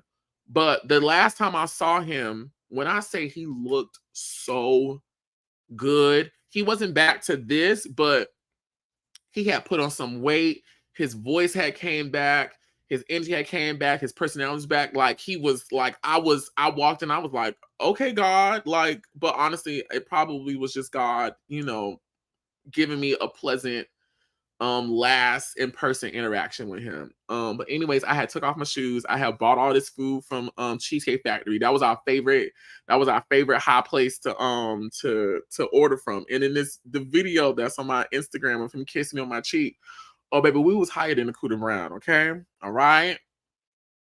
I don't know what edibles I had got down from Miami, but we ate them and we damn near ate the whole bag. And we was our favorite thing was to, you know, be in the clouds together. And we ate all that food and I was in the bed. Cause normally, you know, when we was together, it would be party, eat the edibles, eat food, eat me.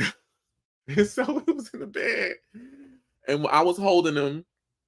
We was talking and he, you know, was rubbing on me. You know, I don't give a damn. That's Quez. You know, I'm a single lady, you know, and you know, listen, this my man still, you know what I'm saying? So he could do all that. And he said, he said, you think if I take off this, I don't know, whatever the fuck he was plugged up to. He said, you think if I take this off, they'll come in here? I said, Quez, we're not gonna get into none of that today, okay? Because you're not finna die on top of me. We just not finna do that. We're not gonna get into all that today, okay? Now I done gave you what you got to do to get some, okay? Now we're gonna work towards that. Well, let's work on this and then we'll work on that. Jesus. I'm watching the Tracy video. I'm looking at the video of the one she done, that's her name, ain't it? Tracy, that she done posted. He got on my clothes. I had just tore my house up looking for that jacket, and he the one who done took it. I'm trying to cry. And I done bust out laughing because I'm like, this nigga has always just stayed in my stuff. I can get him his own stuff and he is still in my stuff. Why? I know one thing. I'm pretty sure I'll have many loves again in my life, which I know I will. I'm sure I will. But I highly doubt another man would ever have the type of level of access the type of level of access to my life that Quez had. I highly doubt, highly, not under those circumstances. It would have to be some different circumstances. I highly doubt. And I told one more joke. So, you know, we was talking about some stuff. Now I ain't gonna go into detail about it, but he was talking about, you know, just, you know, the end of his life and all this other stuff. And, you know, again, we had dark humor.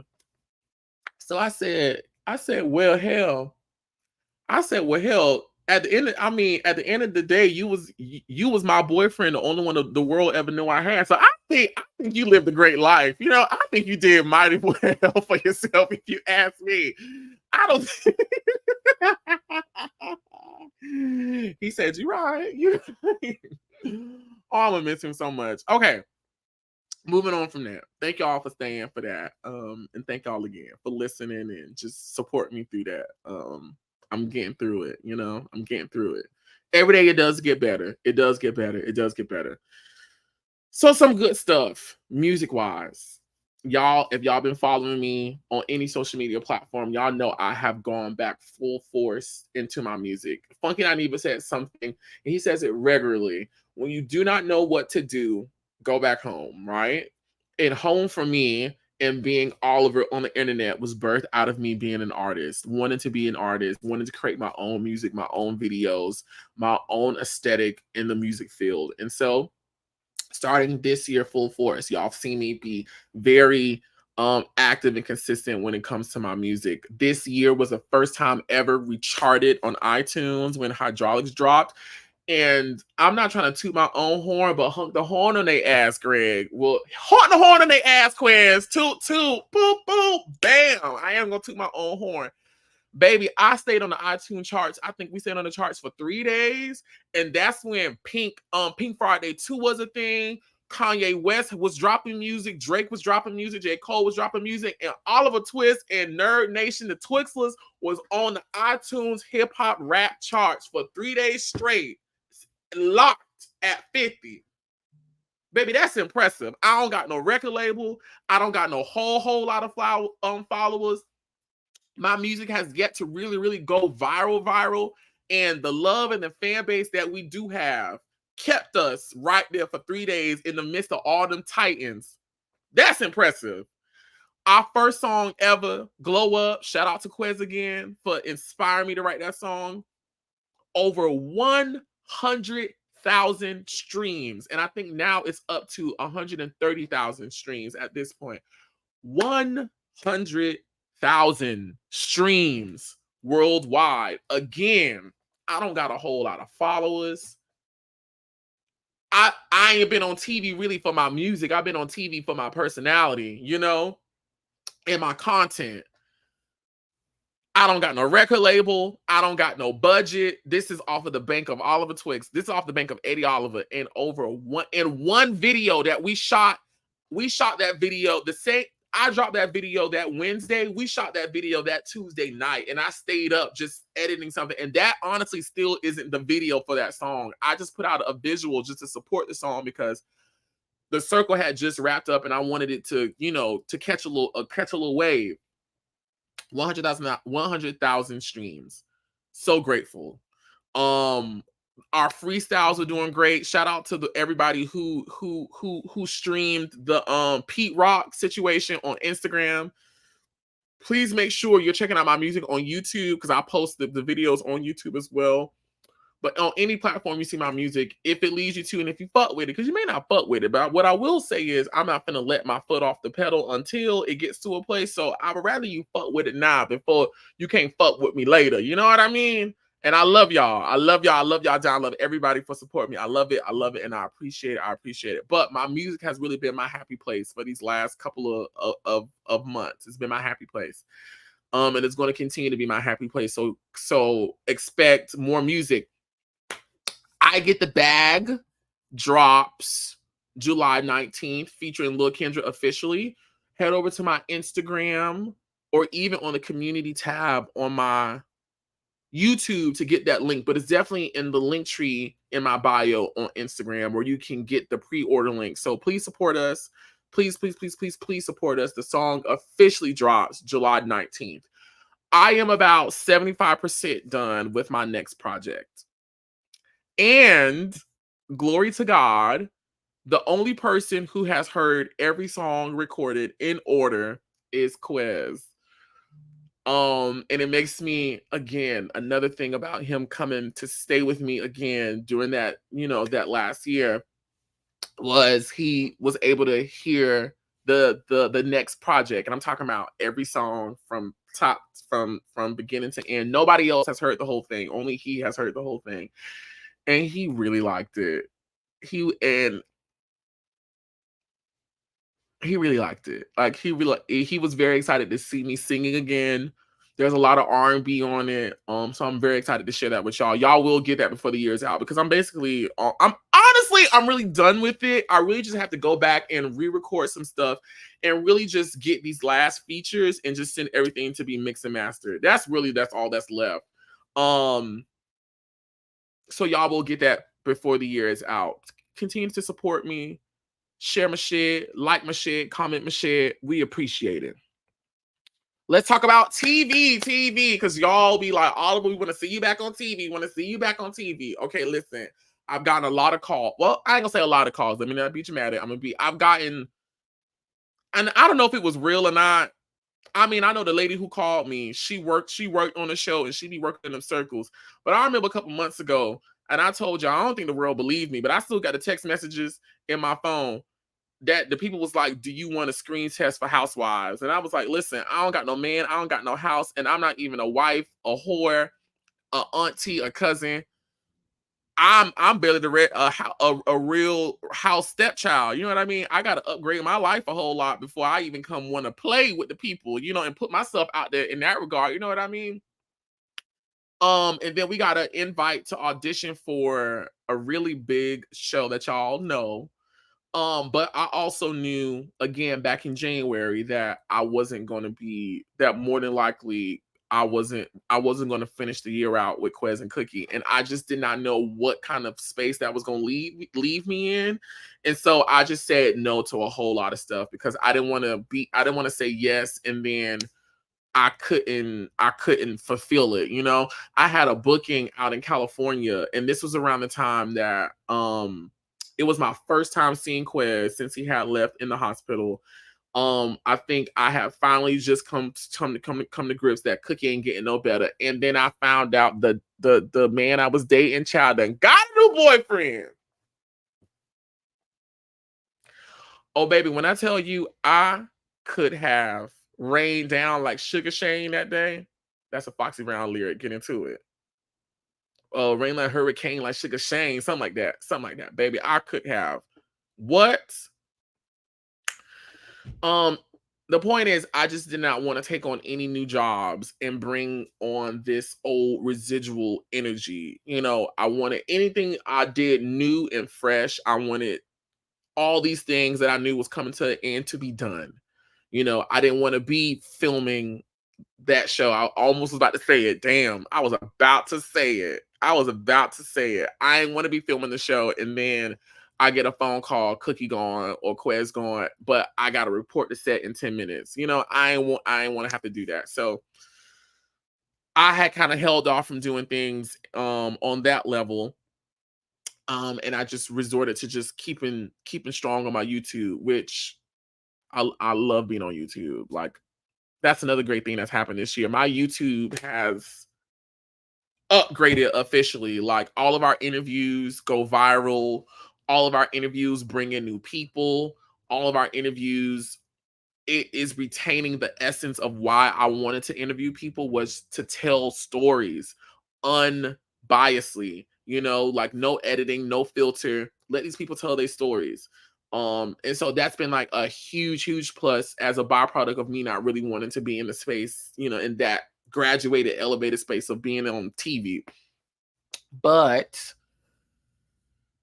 now that, again, this chapter is closed, we are moving forward with some things. I have been blessed with the opportunity to pitch a lot of ideas to different people in different places, and the ideas, thanks to the Lord, have been coming through very strong and fully conceptualized, and I'm really grateful for that. So as I'm still on a little mini vacay between now and whenever, but definitely these next couple of weeks and months are being dedicated towards me finally putting the vision down on paper. I did make my talk show TV debut on Afro TV, on the show, Jesus. What's the name of the show, y'all? I'm sorry, my brain be foggy. What's the name of the show I did on Afro TV? It's not Chasing Chat. It's not The Real. Point of View. There we go. I'm sorry. Point of View. Point of View allowed me to come to be a guest on their show, and I've been a reoccurring guest on the show, which has honestly opened up doors for me. Like the show shows on TV here in Florida and in certain markets around the world. And it's bigger in like Jamaica, the Bahamas, all of those Afro Caribbean, places and whatnot. So it's really opened me up to a whole different demographic and market, which if y'all heard me talk over the years, I've always wanted to have my hands in different pots, because that's how you build an empire. You just don't sit in one place. You get many facets of pillars. So when one pillar go down, it's 6 over here. You get another one, that's how you listen. I hung around Candy Burris for a year. Y'all don't think I didn't pick up? I wasn't. Baby, yes. Baby, you got to keep it going. And T.S. Madison and Candy Burris, baby. You got to have many things going on. Many, muchas cosas. Many things in Spanish, if you can catch. So yeah. What else? Somebody said, are you still doing top model chats? Baby, I've done over 150 of them. Now, I am going to do... Here's the thing about, again, top model chats, Miranda James. As I say each and every time, I've done over 150 of them, and thank God for my top model chats, because my top model chats, even though I didn't start them to make money, my top model chats, thank God for them. I thank God for them things, okay? Baby, that's how I learned about licensing.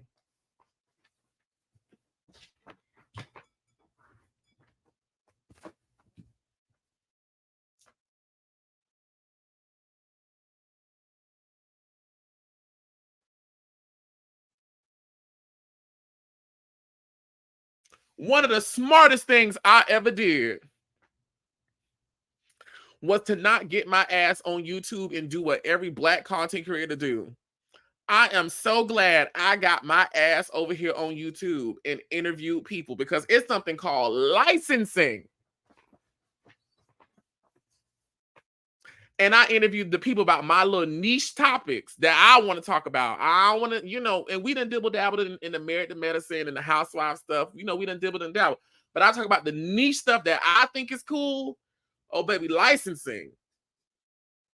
Shout out to Hulu, ABC, the other podcast people who reach out to me.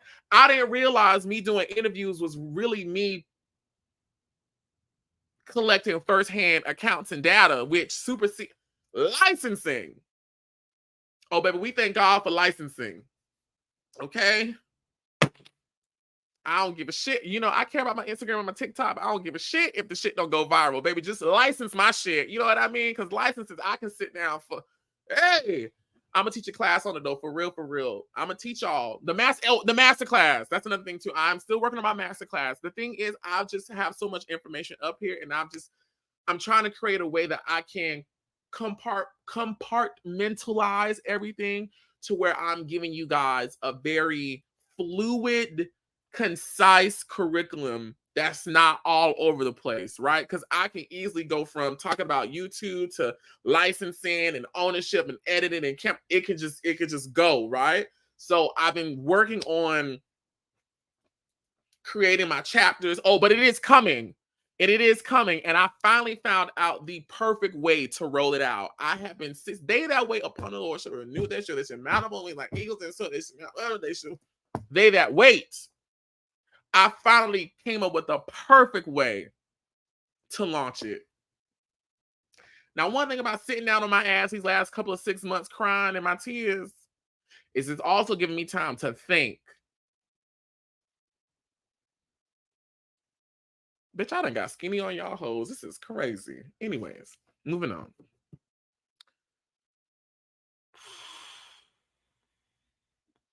Social media. I'm in my 3rd contract with Meta. Shout out to Meta too. You know what I mean? Shout out to Meta. That I only would have got if because I was on the circle. Shout out to Meta.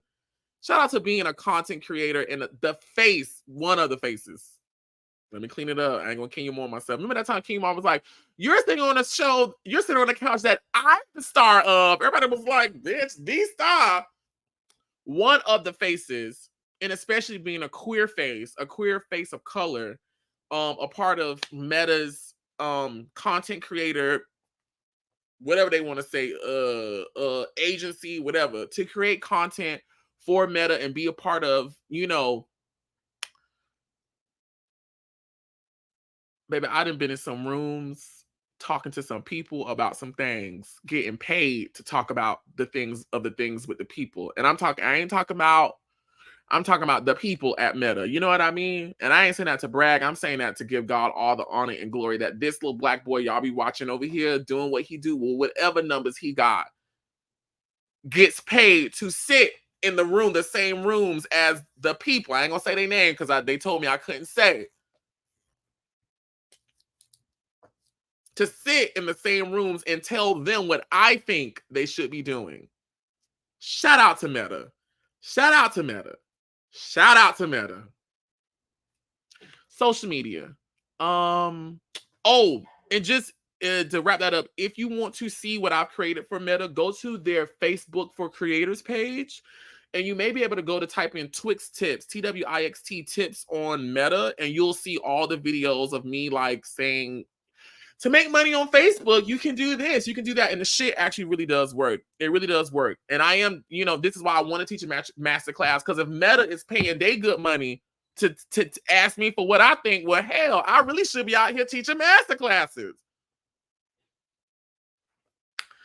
Social media. I'm coming back to YouTube. I never really left, but with Cookie passing and now Quez passing, I've just kind of been all over the place I've really just rested more in my music. Music makes me happy, makes me feel better. But I have 2 interviews that hopefully I can put out this week. I really just been waiting on 2 things to get announced just so I can promote it at the same time. But I think I just may go ahead and put them out. While I'm home, not doing nothing, just sitting around, I'm gonna go ahead and put them out. So we're gonna be back on YouTube. I am gonna be doing a whole lot more stuff on Instagram and TikTok. On my business, the Betwixt Collective. I just hired this new guy who's editing videos for me. So y'all know all the times I've been saying, hey y'all, I got these opportunities, these mentorship opportunities. See, the people scrunch their face up at being mentored, but see, you get mentored to get the job. See, Funky Dineva was my mentor, and now I got the jobs.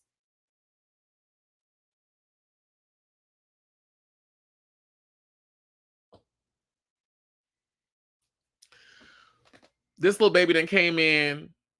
I'm teaching him about video editing and all this other stuff. I done pulled him in on some of my jobs that I do, Oh, and I still not also. Anyways, one thing at a time. My brain gets scattered. The baby making his money. I gotta cut him a check next month. You know what I mean? I gotta cut him a nice little piece of change. You know what I mean? But that's because he's come in. He got the training. He got mentored, and I felt comfortable enough to place him on my accounts, my jobs, to come work with it. And if you do the work, that means I don't got to do the work and I can go do something else, bitch. Hell yeah, I'm gonna pay you. Dr. Heavenly taught me that. Why the fuck, if it's $100, why the fuck would I come do this when I could, I could take $20 out of the 100 and I could go be at home with my man and child and still collect the 80 and I could go be doing something else. Knowledge, baby, knowledge. Oh, baby. Anyways. My business is on the up. It's finally turned into a direction I feel very happy and comfortable and confident about. I'm very happy about that. Still getting some infrastructure in place, but I'm very happy about that, to where I'm going to start taking on more larger projects, right? And that's like coming in, producing people's YouTube shows, their podcasts, their web series, helping people set up. I still do consultations. I do consultations all the time. I just did like 2 last week, helping one woman with her hair business and how she can market her stuff on social media. And then I helped another person out with a TV show idea they're trying to put together, just basically telling them, you need to have this in place. I'm actually right now editing someone's pilot for their reality TV show that they're pitching, which I'm very excited about. They gave me the footage, and I'm basically just putting it together, saying, put this here. Let's go with this story. Let's do this. Let's do this. Let's do this. Which I'm very comfortable and confident about. So the business side is doing really, really great. I still do stuff for Candy Berries. Listen, I love me some Candy, all right? Candy, I fucks with Candy because Candy fucks with me, you know? I still do stuff for Candy and I still do stuff with Funky Dineva. Y'all see all that cool shit that Funky be putting on its page and the little background graphics and all the other stuff. Listen, I really think I'ma always do his stuff no matter where I am in life. Somebody underneath me gonna be doing it, or somebody on my team gonna be doing it, you know. But we gonna handle funky stuff. I'm gonna handle funky stuff until I get up out of here. It's almost like, you know, you got that hairdresser that always gonna do Miss Coretta hair. You know, she own the salon, but when Miss Coretta come in, just come to my chair. We gonna do it, girl. Just put something in the drawer, and I'll see you next week. You know what I mean? Funky is my Coretta. I'm always do funky stuff to a certain extent. Now, I ain't gonna really be out there filming stuff, but I'll edit it and I'll make sure it look pretty. But I ain't really into really leaving the house because, you know, if I don't really got to leave the house, I ain't really trying to. So yeah, I still do content for Funky and Candies. But that's because it fits within this new work model that I have for myself, you know, and they don't get on my nerves. You know, I really work with anybody as long as you don't get on my nerves. Don't get on my nerves and don't be doing a lot, you know, because the moment you get on my nerves and you do a lot, I'm gonna do the least and get absent. So shout out to them. What else is going on? Now, what else is going on? What else I got written down? Life update. I talked about social media, I talked about music, I talked about the business. Thank you to everybody who came out and supported Chasing the Beat. Here are the numbers. First of all, we stayed in the green. I profited from Chasing the Beat. Thank the Lord, because I was so afraid. I was like, Lord, I don't know if the people are gonna come out, but the people came out. We had 36 plus 12 plus, and I think everything was 36 plus 12 is 48, and then plus another 30, about 33, 32. We had about 80 people in the building for the debut of Chasing the Beat.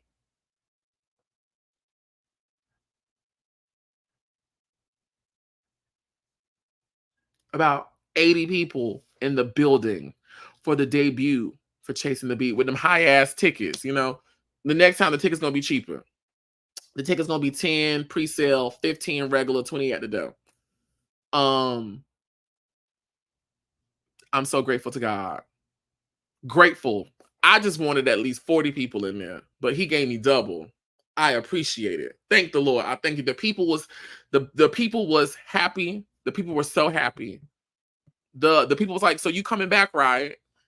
We will be back August because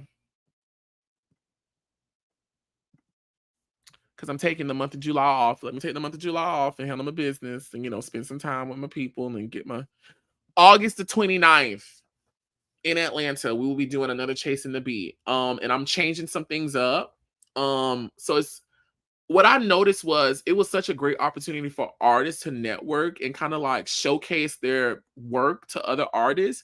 And so I think instead of doing a karaoke, I think I'm going to do like it's going to be like a open mic, but like I'm going to have a panel of like experts that I've chosen to come in. And if you want, you can share your talent and get some positive and get feedback on what people think about your work. And then we'll go into the show and all that other stuff. We had the reality TV, the real reality games, which is so much fun. Chasing the Beat was freaking amazing. So we are doing it again August the 29th. The tickets will be announced soon. Please follow me on Instagram, follow me on YouTube, on every platform to get that announcement when it comes. So that's that. What else? I'm still single, y'all. Child, I'm still single, which ain't no problem, you know, because I'm not trying to rush into anything. I'm asking the Lord. I want the next situation to be the last situation, okay? I don't really want to keep doing this dating in and out. I don't want to do it, okay? So I'm still single. I've been single since 2022, and I've only dated one person seriously during that time. I'm open to dating. I want to date. And I guess you could say, Well, see, this is I don't want to get myself in trouble, okay? Because I don't know who these 250 people watching, 244 now, and I don't want to, I don't want to. I'm gonna say this: don't nobody, ain't nobody say, "Can you be mine?" So I'm still single. Ain't nobody say, I don't want you talking to nobody else. Can we take it to the next level? Ain't nobody said that, and I ain't trying to force somebody to say that. I'm just saying I'm still single, and she's definitely ready to mingle. Now, I just want to let you don't think you're gonna get no coochie because the coochie is not available. All right, it's not. It's not a part of the situation. It's not a part of the menu. Okay, we got to know each other for at least 6 months, and you got to like me, and I got to like you, and then we can talk about potentially getting into a relationship to where then you can get some, right? And I'm very strict about that. I'm not playing with that. Cause see, the last time with the last situation, I bent it. I was like, okay, well, when I feel like we locked in, then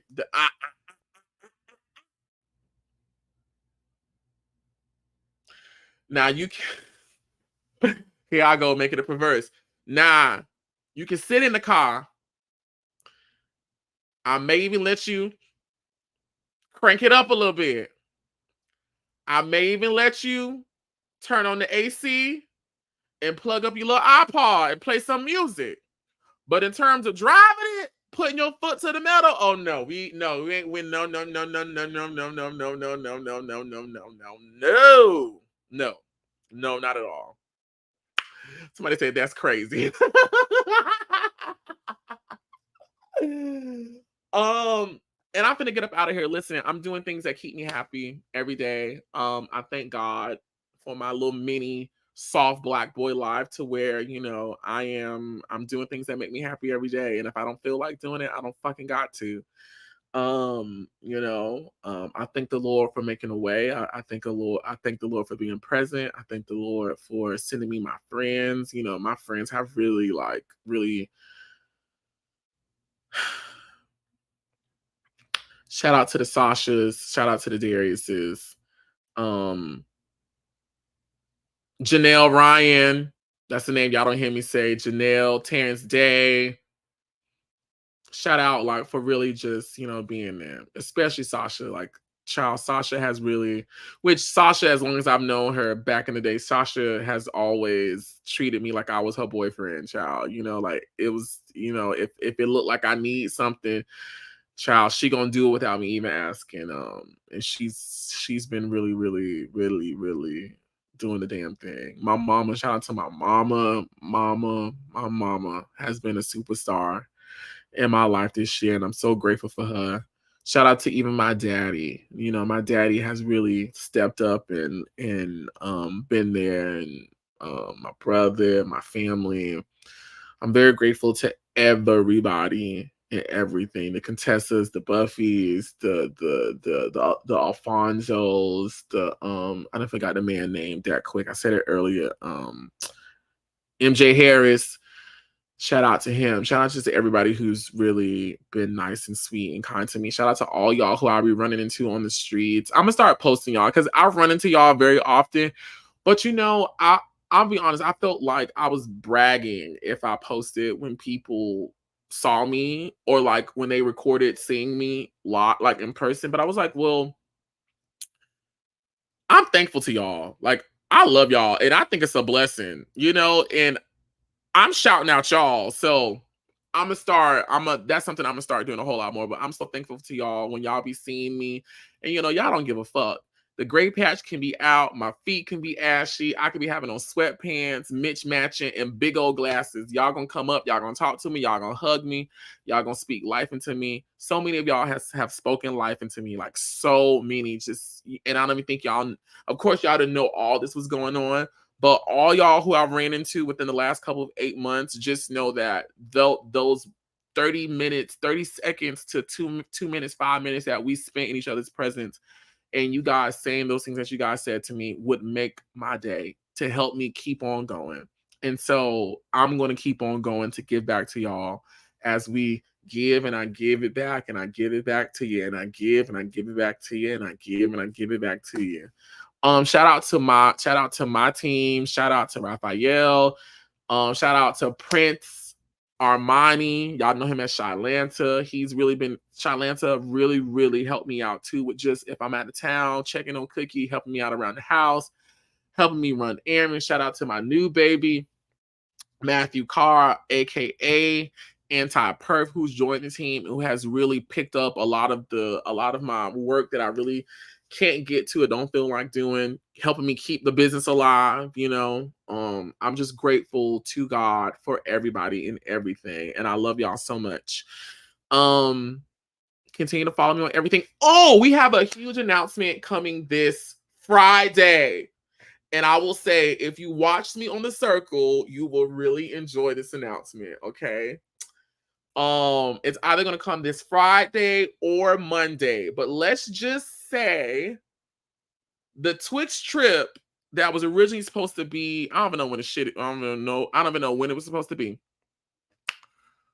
But I canceled it, which I'm glad I did, because there's no way I could have dealt with that underneath that contract right now, trying to get that off the ground. It just ain't no way. But again, when one door closes, another one opens. And so all I got to say is, if you wanted to participate in the Twix trip and you loved me on The Circle, then there's something very exciting coming very soon.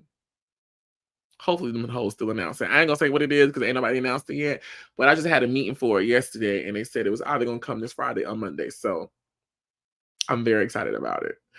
And I'm just excited about, listen, there's a whole lot of new things that I can't talk about. Me doing music has really opened me back up into a new wave of creativity and opportunity. So hopefully, you know, we may be, you know, I don't want to give it away, but yeah, type shit.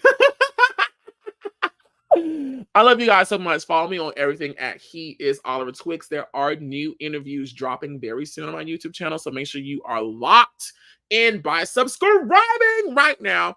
And I love you guys so much for loving me. And until next time, be sure to what? Be sure to what? I need y'all to type it down there in the comment section. Until next time, be sure to what? I don't hear nobody talking. Until next time, be sure to what?